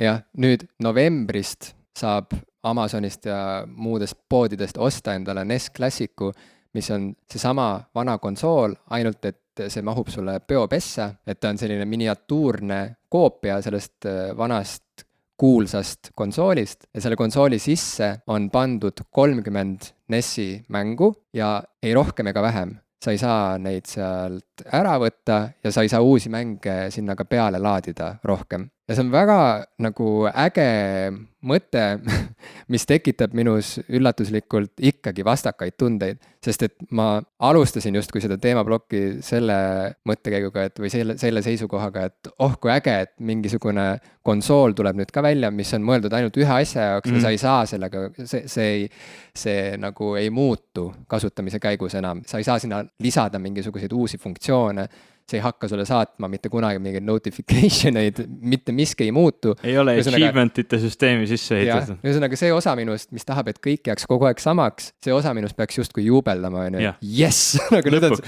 Lõpuks ometi üks konsool, mida ma ei pea update ima näiteks, on ju. Seal on need 30 mängu, mängi neid või ära mängi, mitte midagi ei muutu. Ja need on need sinu lemmik lapsepõlve mängud ja sul nüüd on raha, et osta endale see konsool, see maksab vist eurodes ka võib-olla 50 €, on ju. Kogu lugu, hakka mängima. Aga näed, ikkagi nüüd, kui ma mõtlen selle konsooli peale, mul juba esimene mõte on see, et kurat, aga äkki, no aga kui ma tahan sinna veel mingeid mänge tõmmata edaspidi, mis siis saab? Ja mulle tundub ka, et ma oleksin rahul selle NES Classicuga, selle ideega, selle kontseptsiooniga, siis kui nad olekski läinud täispangale, et okei, ärge pange sinna siis mingit nagu võrguliidest, on ju. Teeme siis nii, et ma mitte kunagi ei pea update ima seda konsooli, ma ei pea mitte kunagi sinna midagi juurde ostma. Et see lihtsalt on see, mis sealt karbist välja tuleb, see ongi ja nii jääbki. Okei, aga miks nad ei oleks võinud, kurat, panna sinna, noh, nagu olid need vanad vuhvelkassetid, mida me turu pealt ostsime Kadaka turult on ju igalt poolt, kus on ju sul oli seal ühe kasseti peal oli 99 999 mängu. Need olid reaalselt ühe mängu erinevad levelid, eks ole, ja värvikammat oli muudetud. Aga ikkagi, et kui nad oleksid andnud välja NES Classic konsooli, kus on 99 999 mängu, siis ma oleksin olnud nagu lõpuni rahul. Aga see teadmine, et mul on ainult need 30 mängu, ma tean, et nende mängimiseks kulub ka väga palju aega. Ja kusjuures ei jõua neid kõiki, eks ole. Ja kusjuures eile, just kui nagu eelsoojenduseks, tänaseks salvestuseks ma mängisin illegaalselt, ühesõnaga vanu NES-i mänge oma arvutis. Ma teen seda ka tihti õhtut. Oma laptopis ja mängisin Megamani, seda kõige esimest näiteks, ja Contrat pärast. No vot, Contra peaks küll Eesti mänguritel olema väga, väga tuttu. No vot, ja Contrat näiteks ei ole minu arust selle NES Classicu Kas seal Battle Tanks oli või? Ei olnud. No vot, need on need põhi-Eesti mängud ja seda Duck Hunti seal ka ei ole, sest see valguspüstol ei tööta enam meie telekatega. Jaa, no vot, neid ei ole, aga Megaman on näiteks ja siis ma nagu eelsoojenduseks mängisin neid, ma pidin tõdema, et need on nii rasked mängud. On küll, jah. Need on nii rasked mängud. Ma hakkasin mõtlema, et täitsa perses praegused mängud on, süke tunne tekib, et need on mõeldud nagu imikutele. Ikka veab sind läbi selle mängu kuidagi. Ja, et see story nagu kulgeb seal, need tegelased vestlevad oma vahel, nii suurem osa mängust on lihtsalt nagu film juba, kus lihtsalt tegelaskujud nagu lahendavad oma suhteprobleeme ja on mingid cutscene'id ja mingid plahvatused ja kõik see, et see mänguosa on siuke köki-möki, et ühesõnaga vaat proovi mängida seda toorest Contrat, seda Megamani, kus sul ongi niimoodi, et Contras näiteks saad ühe kuuliga pihta, kõik, mäng läbi, vaata, sul on need medalid seal ekraani nurgas, mis on sinu elud, kui sa juba 3. korda sured, siis ongi kõik. Head aega. Ühesõnaga, et see konkreetsus, see on nii karm nagu ja täitsa lõpp, nagu kas ma kunagi olin tõesti nii osav mängur. Õhtute kaupa sai harjutatud, see ei olnud niimoodi, et sa jõuad kuhugi maani ja nüüd sa mängid siit edasi. Ei, kui sa jõudsid viimase levelini ja said surma, nagu sul ei olnud enam neid nii-öelda continue'sid ka midagi läbi. Sa alustasid lihtsalt otsast peale, sa lihtsalt õhtute viisi, eks ole, treisid oma oskuseid, et see mäng ühe istumisega läbi mängida. Ja nüüd sa võtad YouTube'i lahti ja seal on kari inimesi, kes suudavad need mängud läbi teha, eks ole, mingi 5 minutiga, näiteks otsast lõpuni, sest nad on treinud oma oskused mingile tasemele nagu mingi professionaalne viiuldaja, kes oma pilli läbi ja lõhki teab, ta tunneb Super Mariot nii hästi, tal on need musklimälus kõik juba sees, aga samamoodi ma mäletan, et sai mängitud Chip and Dale's Rescue Rangers mängu, eks ole, lahe oli. Ma isegi mäletan veel, et see ei olnud üldse nii raske mäng, see oli rohkem selline lastekas ja lõbus. Siis ma võtsin üks õhtu ette, mängisin ja ma ei saanud reaalselt nagu mingist esimese leveli, esimesest osast kaugemale. Just. Mul oli eile sama kogemus nii Megamani kui Contraga. Ma lihtsalt nagu, ma imestasin, ma mõtlesin, et kas ma ju ei pannud mingisugust nagu raskusastet maksimumi peale, seal ei olnudki sellist valikut. Ma hakkasin pulti süüdistama, et kindlasti on viga selles Xboxi puldis, et oleks mul see päris. Ma ka süüdistasin pulti kusjuures, sest mul on ka tellitud ThinkGeeki internetipoest üks selline nagu vanakooli konsoolipult. No võt, see on ikka peenem. Ja selle nupud on siuksed veidi nagu ebastabiilsed ja vetruvad ja siis ma ütlesin, fucking pult nagu, et kui mul oleks õige NES-i pult, küll ma siis raisk kõmmutaks, aga kui ma nendest kirjeldustest olen õigesti aru saanud, siis NES Classic konsoolil on siiski save imisfunktsioon ka olemas. Nagu ma aru sain, on mingid punktid mängus, kus sa selle läbides ta nagu jätab meelde, et sa oled sinnamaani jõudnud. Muidugi alguses on päris raske ilmselt ka nende punktideni jõuda, ma arvan, et paljud meist, kes lapsena olid hullud ässad sõprad ja avastavad, et tegelikult enam nagu ei ole. Aga ma pean siiski tõdema jah, et nagu lõppkokkuvõttes mul on väga sümpaatne lihtsalt see, et see mõte juba, et ma saaksin mängida NES-i vanakooli 80-ndate mänge selles nagu niivõrd-kuivõrd autentsel platvormil siis või autentse meediumi abil, et mul on see konsool, mul on see õige pult käes, mis on selle õige kujuga õigetes proportsioonides, nupud liiguvad õigesti ja ma pean istuma teleka taha maha ja mängima neid vanakooli mänge. Kuidas sina sellesse NES Classic konsooli suhtud? Kas see on mingi asi, mis sind huvitab või nüüd, kus me niikuinii saame mängida neid mänge kas või oma telefonides, kui me kasutame mingeid vastu, no Androidis ma usun, et isegi iPhone'is saab, kui sa viitsid selle asjaga tegeleda. Häkid ja nii edasi, ma ei taha seda teha. Et kas see on mingi asi, mis nagu tundub sulle kutsuv? See tundub mulle täiega äge, aga see on täpselt see probleem, et ma mingi hetk tegin omale, kasutades siis Raspberry Pi'd, sellise vanakooli mängude emulaatori jaama väikse. Mängisin seal vahepeal Super Mariot, erinevaid mänge, hästi äge oli. See on täpselt see hetk, kus sul ongi need 99,999 mängu, et sa võid minna ja laadida alla omale selle mingisuguse vana ROM-i. Kahju, et neid tegelikult väga lahe oleks, kui oleks see võimalik, see tegelikult ei ole võimalik, lihtsalt ma tean, kui olekski pood, kus sa saad osta vanu telekamängude ROM-e, ma hea meelega maksaks, et need firmad saaksid oma selle kopika kätte sealt, sest need on ägedad mängud. Tegelikult, kui sa omaksid Nintendo konsooli, siis sa saaksidki e-poest osta endale neid vanakooli mänge raha eest. Vaata, sa saad vist Nintendo kaudu nende sellele süsteemile. Ja just, kui sul on Wii U või kui sul on Nintendo 3DS, sa saad neid vanakooli mänge mängida nendele konsoolidele, aga siin tuleb üks suur asi, mul ei ole telekat, milles mängida telekamänge. Ja ma tunnen, et see on nagu suur puudus, et jah, ma võiksin ühendada oma arvuti ekraaniga selle süsteemi ja mängida, sest see on see HDMI väljund, aga see ei ole nagu see sama tunne, et sa istud diivanil või diivani ees põrandal ja siis mängid neid, et ma tunnen, et kui mul oleks telekas, mida ma ei osta, see on nagu otsus, mis on teadlikult vastu võetud, et piirid. Jällegi, jah. Tegelikult mul on siuke tunne, et isegi ma nagu võtsin selle otsuse vastu ja siis hakkasin vahepeal naist torkima, et äkki me ikka... et tahtsid nagu vastutust nagu lükata tema... Ei, ma küsisin ka, et nagu, et äkki me ikka võtame teleka, et ma just nagu ka rohkem mängude pärast ja siis ta ütles, et ei. Et sai nagu, meil ei ole kuhugi panna telekat, tal on õigus, meil ei ole kuhugi panna telekat, isegi kui ma hakkasin mõtlema mingeid väga huvitavaid inseneri lahendusi, kuidas ta riputada siia kuhugi.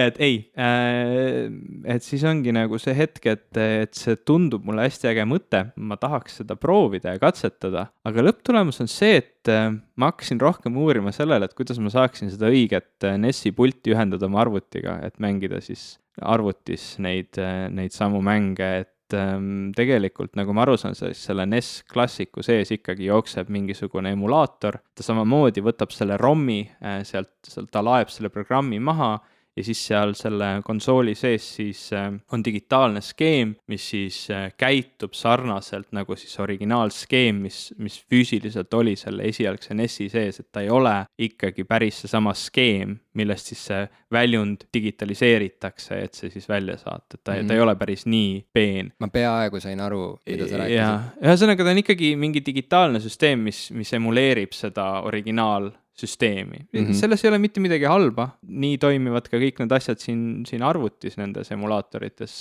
ja ma usun, et sealt tuleb ka see piirang, et miks need 20 mängu valiti, et lihtsalt valiti siuke süsteem ja siuksed mängud, mis lihtsalt ideaalselt toimivad. Kindlasti pidi olema mingi valik, mis seal kindlasti peab olema, see Zelda peab kindlasti olema, Super Mario peab kindlasti olema, eks ole, siuke põhiasjad peavad olemas olema, aga need mängud peavad väga hästi läbi saama selle tarkvaraga seal, et ta ei ole see päris seesama füüsiline skeem, millega kõik need teised mängud töötasid.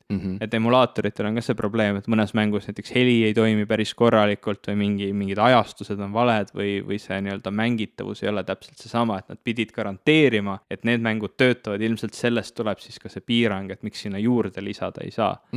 et noh, see on nagu siuke tehniline pool, aga ma ei tea, ma vist ei ole nagu nii, ma ei tea, mulle tundub, et võib-olla sina oled nagu rohkem sellest ideest sillas ka Nintendo fännina.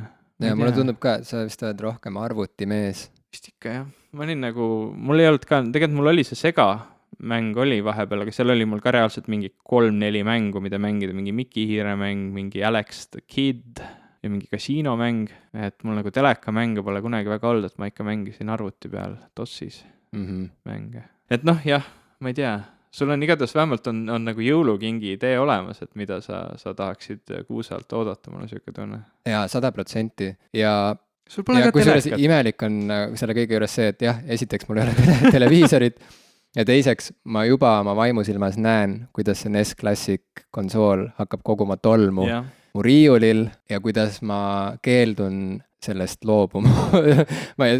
kuidas ma lihtsalt ei ole nõus sellest loobuma. See lahkumise valu jälle. Kuigi ma seda ei kasuta, et jah, ma ei tea. Pole mõistlik vast, ma arvan. Ma käisin kinos siin nüüd mõni päev tagasi alles. Palju õnne, kusjuures järjekordne näide sellest, kuidas on nagu mitte enam dedicated device, aga ütleme siis, et nagu üheks konkreetseks asjaks mõeldud keskkond või ruum, kinno minek, ka see on tänapäeval juba mingisugune eraldi otsus justkui, mis ei ole nagu harilik, et me oleme harjunud kurat imema enda Postimehe uudiseid ja filme enda sisse nagu täpselt ühes samas seadmes. Kokkuvõttes mul ongi siuke tunne, et tänapäeva inimene, talle pannakse nagu kõik asjad ühte blenderisse, kõik erinevad filmid, uudised, raamatud, laulud, söök, jook, kõik läheb nagu sinna ühte blenderisse, lastakse mingiks üheks pudiks, on ju, ja siis see inimene paneb siukse nagu, isegi mitte kõrre, vaid siukse toru nagu sinna sisse ja imeb siuksest suurest torust kogu selle pasa nagu endale nagu korraga sisse, mingit nagu selektsiooni tegemata, aga siis ta on vähemalt nagu, siis ta saab kogu selle contenti vähemalt nagu korraga sisse, on ju. Ühesõnaga, sügav kummardus sulle, et sa läksid kinno, mis on mõeldud ainult ühe asja jaoks, ühe konkreetse filmi vaatamise jaoks, ühel suurel ekraanil, niimoodi, et sa ei näpi oma telefoni samal ajal. Harva, esiteks, see on nagu see, mulle ei meeldi väga kinos käia, ma olen vastik inimene, kellega kinos käia. Ma kujutan ette, et ega naine ka ei taha minuga väga kinos käia. Mida sa teed seal siis? Mind õudselt häirib see, kui inimesed söövad popcorni, inimesed sosistavad, räägivad, sahistavad, vaatavad oma telefone, nad ei tule õigeks ajaks kohale, õige aeg on mingi 10-15 minutit enne, kui treilerid hakkavad. Miks? mul on nagu mingid väga ääretult ebameeldivad siuksed reeglid, mis mul on kinoga seoses. Ma ei tunne ennast kinos mugavalt tihti, ma tunnen ennast kinos ärevalt, pime ruum, ma olen kuidagi nagu sinna tooli aheldatud, sest ma tean, et see oleks minust jube ebamugav püsti tõusta, et näiteks vetsus käin, et ma ikka kindlasti käin 2 korda vetsus enne ära, kui ma kinosaali lähen, et ma ei pea, see ei ole normaalne, see ei ole see, mida teised peaksid tundma, aga minu jaoks isiklikult toob kino kaasa väga palju negatiivseid asju, aga kui on väga oluline film või midagi, mida ma tõesti tahan nagu kinos näha, on kinofilm, siis ma ikka käin, eks ole. Nii. Mida sa vaatamas käisid? Star Treki, uut Star Treki filmi Beyond. See on nüüd vist 3. nendest uutest see on jah 3. alates siis 2009. aasta rebootist, mille siis tegi J.J. Abrams. Et selle filmi režissöör nüüd enam J.J. Abrams ei olnud, aga ta oli minu arust nagu produtsent või ta oli seotud sellega. Aga see cast on sama ja see nagu loo edasiliikumine on siis seotud nüüd selle universumiga, et siis nii-öelda selle vana Star Treki universumiga seoses, et löödi siis paralleeluniversum kõrvale, et need on need samad tegelased, mis olid siis selles originaalsarjas, selles kõige esimeses, aga see toimub nagu mingit paralleeluniversumit pidi nüüd, kogu see tegevus nende tegelastega. Ja ma olen nagu inimene, kes on Star Trekist alati väga huvitunud olnud, aga ma ei ole kõiki Star Treki osi niimoodi fännina vaadanud, ma olen just peamiselt seda originaalsarja, seda esimest sarja, mida siis inglise keeles siis ongi The Original Series, et eristatakse siis The Next Generation ja Deep Space Nine ja siis ma nimetan eesti keeles nagu see esimene Star Trek, siis see sari. Et seda ma olen vaadanud niimoodi vaheldumisi, vahepeal ta jooksis ETV pealt, mulle meeldis seda sealt vaadata, siis ma jälle üldse ei vaadanud, siis jälle natuke osasid, et mul on nagu tegelikult reaalsuses see taust taust üldse olemata, et ma ei ole vaadanud ilusasti järjestikult läbi, samamoodi ei ole ma kõiki neid vanu filme vaadanud, ma olen sealt algusest paari filmi, et noh, ütleme nii, et kui sa selle kõige esimese Star Treki filmi, et see on siuke üsna aeglane ja raske film, ta on kihvt film omamoodi, aga teda ei ole nagu lihtne vaadata. Oota, sa mõtledki nüüd seda 2009. aasta? Ei. Ma mõtlen nüüd seda nii-öelda esimese originaalcastiga tehtud esimest Star Treki filmi. Sellest on jube raske rääkida. On nagu... sest et kas see film oli siis enne seriaali veel või? Ei, see film oli pärast seriaali. Ühesõnaga, ärme lasku sellest... Kas me räägime nagu mingi aastast 71 praegu või midagi sellist? Oota, ma vaatan selle aasta järgi, siis on jube raske on rääkida, eriti minul, kas ma ei ole mingi õige fänn ja ma kardan õudselt fänne pahandada. Jaa, sest et need Star Treki fännid, need on need kõige agressiivsemad tavaliselt. See on siis Star Trek The Motion Picture, ongi kohe selline pealkiri, eks ole, ja see on 79. aastast. Aha. Ja seda on nagu huvitav vaadata, ma tegelikult isegi soovitaks seda nagu omaette vaadata, kui sa suudad selle läbi istuda ja vaadata, sa oled piisavalt tasakaalukas inimene, et sa võtad selle, ma ei tea, mitu tundi see film kestab ja vaatad neid 20 minuti pikkuseid stseene, kus laev lihtsalt liigub ühest ekraani otsast teise poole. Kõlab kubriklikult. Tõesti, mõnes mõttes, ütleme ka tema filmid olid ju selle ajastu järgi monteeritud, ehk siis see ei olnud selline kiire, pidev action monteerimine, seal anti ruumi hingata ja Star Treki esimestes filmides kindlasti on väga palju ruumi hingata. Võt nüüd need uued filmid, alates siis 2009. aastast, need erinevad, need on modernsed filmid. Ja see on paljud nii-öelda selle originaalsarja ja originaalfilmide fännid natukene nagu, neil on natuke pahameelt tekitanud, et nad mõtlevad, et Star Trek peaks olema ikkagi selline natuke aeglasem, kaalutletum, filosoofilisem sari. Nagu ta oli, Gene Roddenberry, siis Star Treki looja, tegi midagi väga erakordset, midagi väga erilist ja huvitavat ja tähtsat nende sarjadega. Need sarjad andsid lootust, need sarjad andsid nägemusi tulevikust, mis tegelikult, millest paljud on täide läinud. Meil on isiklikult kommunikatsiooniseadmed, mida me saame taskust välja võtta, piiks ja sõbrale helistada. Meil on ise avanevad uksed, mis tol hetkel tundus paljudele inimestele veel segasem mõte kui see, et keegi helistab mingi käesoleva seadmega, et uks ise avaneb, uks teab, et ma tulen. On reaalselt ka selliseid lugusid olnud. Ja eks ole olukorrad, kus kõik rassid saavad omavahel läbi, isegi mitte ainult erinevad inimrassid, vaid erinevad liigid universumi planeetides ja saavad omavahel läbi ja elavad harmoonias. Ei ole siukseid probleeme nagu on maal, et näiteks Star Trek oli esimene kord televisioonis, kus mustanahaline naine oli ka nii-öelda liidripositsioonis laevas või ütleme sellises sõjaväelises kontekstis seal selle laeva peal, tal oli mingi kõrgem koht. Ja samamoodi oli siis rasside vaheline suudlus, kui Captain Kirk siis suudles Lieutenant Uhurat. See oli esimene kord, kui telekas üldse sellist asja oli näidatud. Et ta oli väga oluline sari ja ta on väga oluline kultuurimälestus. Ja seetõttu paljude jaoks see uus natukene actionit täis, kiirem, võib-olla vähem filosoofiline lähenemine võib-olla ei istu. Et ma nagu saan sellest täitsa aru, kuigi mulle need filmid on täitsa meeldinud, need uued ka. Aga nüüd see 3. film, mida ma just käisin vaatamas, ma ei hakka seda spoilima. Esiteks, see on siin podcasti lõpus, sest võib-olla tõesti on inimesi, kes ei taha sellest üldse midagi kuulda, tahavad selle enne ära näha. Aga ma ei hakka siin tegelikult ka mingitesse detailidesse laskuma. See oli hea film, ma tõesti soovitan seda vaatama minna. Ta oli rohkem selle originaalsarja vaimus, seal oli rohkem ruumi nendele karakteritele areneda, et nad on siin filmis nüüd palju rohkem läbi töötatud, nad on palju elavamad tegelased, nad viivad seda lugu ise rohkem edasi, et asjad lihtsalt ei juhtu nendega, vaid nemad viivad seda nii-öelda lugu edasi.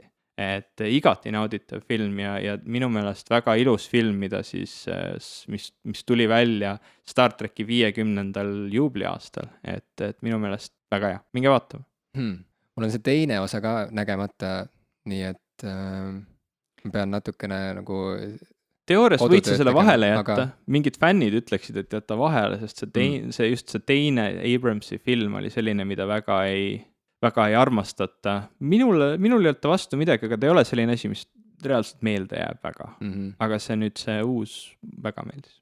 Mina olen alati olnud Star Warsi huviline ja ma ei näe siin mitte mingisugust vastuolu, ma ei ürita seda siin ka kuidagi kunstlikult tekitada, et sa oled siis Ivo vist Star Treki mees rohkem, ma olen rohkem Star Warsi tegelikult mees. Mitte. No võt, Star Trek on kogu aeg nagu olemas olnud, ma mäletan juba lapsepõlvest peale, kuidas see jooksis Soome kanalite peal, aga see ei köitnud mind kunagi ja ma ei saagi päris täpselt aru, miks. Kõige pealiskaudsem, aga samas võib-olla kõige peamisem põhjus siiski oligi võib-olla see, et mulle lihtsalt ei meeldinud see, missugune see sari välja nägi. See nagu see esteetika. No ta on natuke juustune see päris. See kuidagi nagu ei läinud mulle peale ja ma isegi ei tea, mis põlvkonna Star Trek see oli, mida ma vaatasin, võib-olla sina oskad seda kuidagi Kas kapten oli kiilakas? Jah. Jaa, võt sellised Next Generation. Okay. See enam päris nii, see visuaalne pool oli ikka natuke läbi töötatum, aga ta oli ikkagi televisioonisari, ta ei olnud selline eepiline suurteos, nagu olid need Star Warsi filmid, kus efektid olid võimsad ja lugu oli suurem kui elu ise. Et Star Trek on olnud natuke alati siuke diplomaatilisem lähenemine, räägitakse, arutatakse, mõeldakse, mida saab ja originaalsarja puhul siis tuli ikkagi lõpuks Kirk ja pani kellegi rusikaga näkku ja magas kõige ilusama tulnuka naisega, keda ta leidis. Et ta oli natuke siuke oma ajastu värk. Aga ta oli ikkagi rohkem diplomaatiline lähenemine. Need inimesed alati seal mõtlesid, mida nüüd teha ja mis on eetiline ja kust üldse need eetikapiirid jooksevad. Et seal on siukseid tegelasi, nagu see Spock on, kes on paljudele siuke väga tegelane, kes on selle inimese emotsionaalse poole ja Vulkani selline tulnukarassi sellise puhta loogika ja ratsionaalsuse vahepeal, et tema on nagu see nende kahe vahel siis püüab seda tasakaalu leida. Et see on hästi paljudele südamelähedane ja tema laused ja argumentatsioonid ja asjad, tihtilugu tulevad inimestel meelde just selle filosoofilise poolega ja eriti seal alguse poole ka see Captain Kirk siis oli selline tegelane, kes ikka nagu mõistis oma otsuste tähtsust ja kõik see, see ei ole nagu lihtsalt, et nüüd läheme ja teeme ja lööme ja vaid asju arutatakse, mõeldakse, et ta on hoopis teine vorm. No võt, nii et ma ei teagi, ma lihtsalt peaksin selle 3. osa ära vaatama. No vaata. Ja ma ei tee seda kuidagi mingist kohusetundest või kuidagi, et ma pean selle siis ka ära vaatama. Ta on tegelikult lihtsalt ka täitsa hea action film. 2009. aasta film meeldis. Ma olin üllatunud, et see mulle meeldis, arvestades mu jahedust, varasemat jahedust Star Treki suhtes või Star Treki vastu. Aga jaa, et see kuidagi järsku oli äge. Abrams on hea režissöör. Ja ärme unusta, et Abrams ju kinkis meile ka sellise sarja nagu Felicity. Jah. Aga ma loodan, et ma jään nüüd väga mingeid Star Treki siukseid tõsimeelseid fänne pahaseks, et ma püüan, ma teen endast parima. Aga kusjuures nagu erinevates jutusaadetes, kus räägitakse mingitest koomiksikangelastest ja mingitest muudest mingitest seriaalidest, mis on mingites popkultuuri tarbijate ringkondades kuidagi nagu kultuslikus staatuses, siis ikka lisatakse sinna otsa, et aga ma loodan, et ma nüüd ei öelnud midagi, mis solvaks nagu selle ja selle asja fänne, et nad ei muutu nüüd kurjaks, et nad ei saa pahaseks mu peale. Et inimestel on tekkinud siuke harjumus nagu öelda niimoodi, umbes nagu need popkultuuri nohikud oleks mingi eriti tige kamp, nagu kes lihtsalt nagu igal võimalusel karvad. Ma ei arva, et nad on tigedad ja ma ei arva, et nad saavad minu peale pahaseks, aga siin on nii palju veel, mida on öelda. Siin on nii palju asju, mis on veel ebaselged ja mida tuleks rääkida, mida võiks rääkida. Igalühel on see natuke erinev ka, mida tuleks ja võiks. Et võt see on see pool, mida ma tunnen, et ma ei teinud sellele sarja sügavusele ja olulisusele nagu piisavalt ei andnud au selle lühikokkuvõttega. Lihtsalt see on see probleem. Ja. Star Warsist võiks ka ju rääkida tunde ja tunde. Võiks jah, kuigi minu arust Star Wars on küllaltki nagu lihtsakoeline ja triviaalne. Tegelikult. Ja ma ei mõtle seda üldse nagu halvustavalt, vaid see on neutraalne hinnang isegi praktiliselt, sest et sellele kõigele vaatamata mulle meeldib vaadata Star Warsi filme. Aga see ongi see, et see asi on see, mis ta on ja mitte midagi enamat ega vähemat, nii nagu NES Classic konsool ja nii nagu minu meediatarbimisharjumused praegu ei ole. Et nii et mõtlemiskoht, ma nüüd harjutan, kuidas pidada piiri ja üritan ka kinno jõuda või siis illegaalselt vaadata seda filmi, millest sa praegu ülivõrdes rääkisid. Et kui me eelmine kord soovitasime inimestele, et kasutage Snapchati, siis seekord me ütleme, et ärge kasutage Snapchati. Jah. Kõik, punkt, piir. Jah.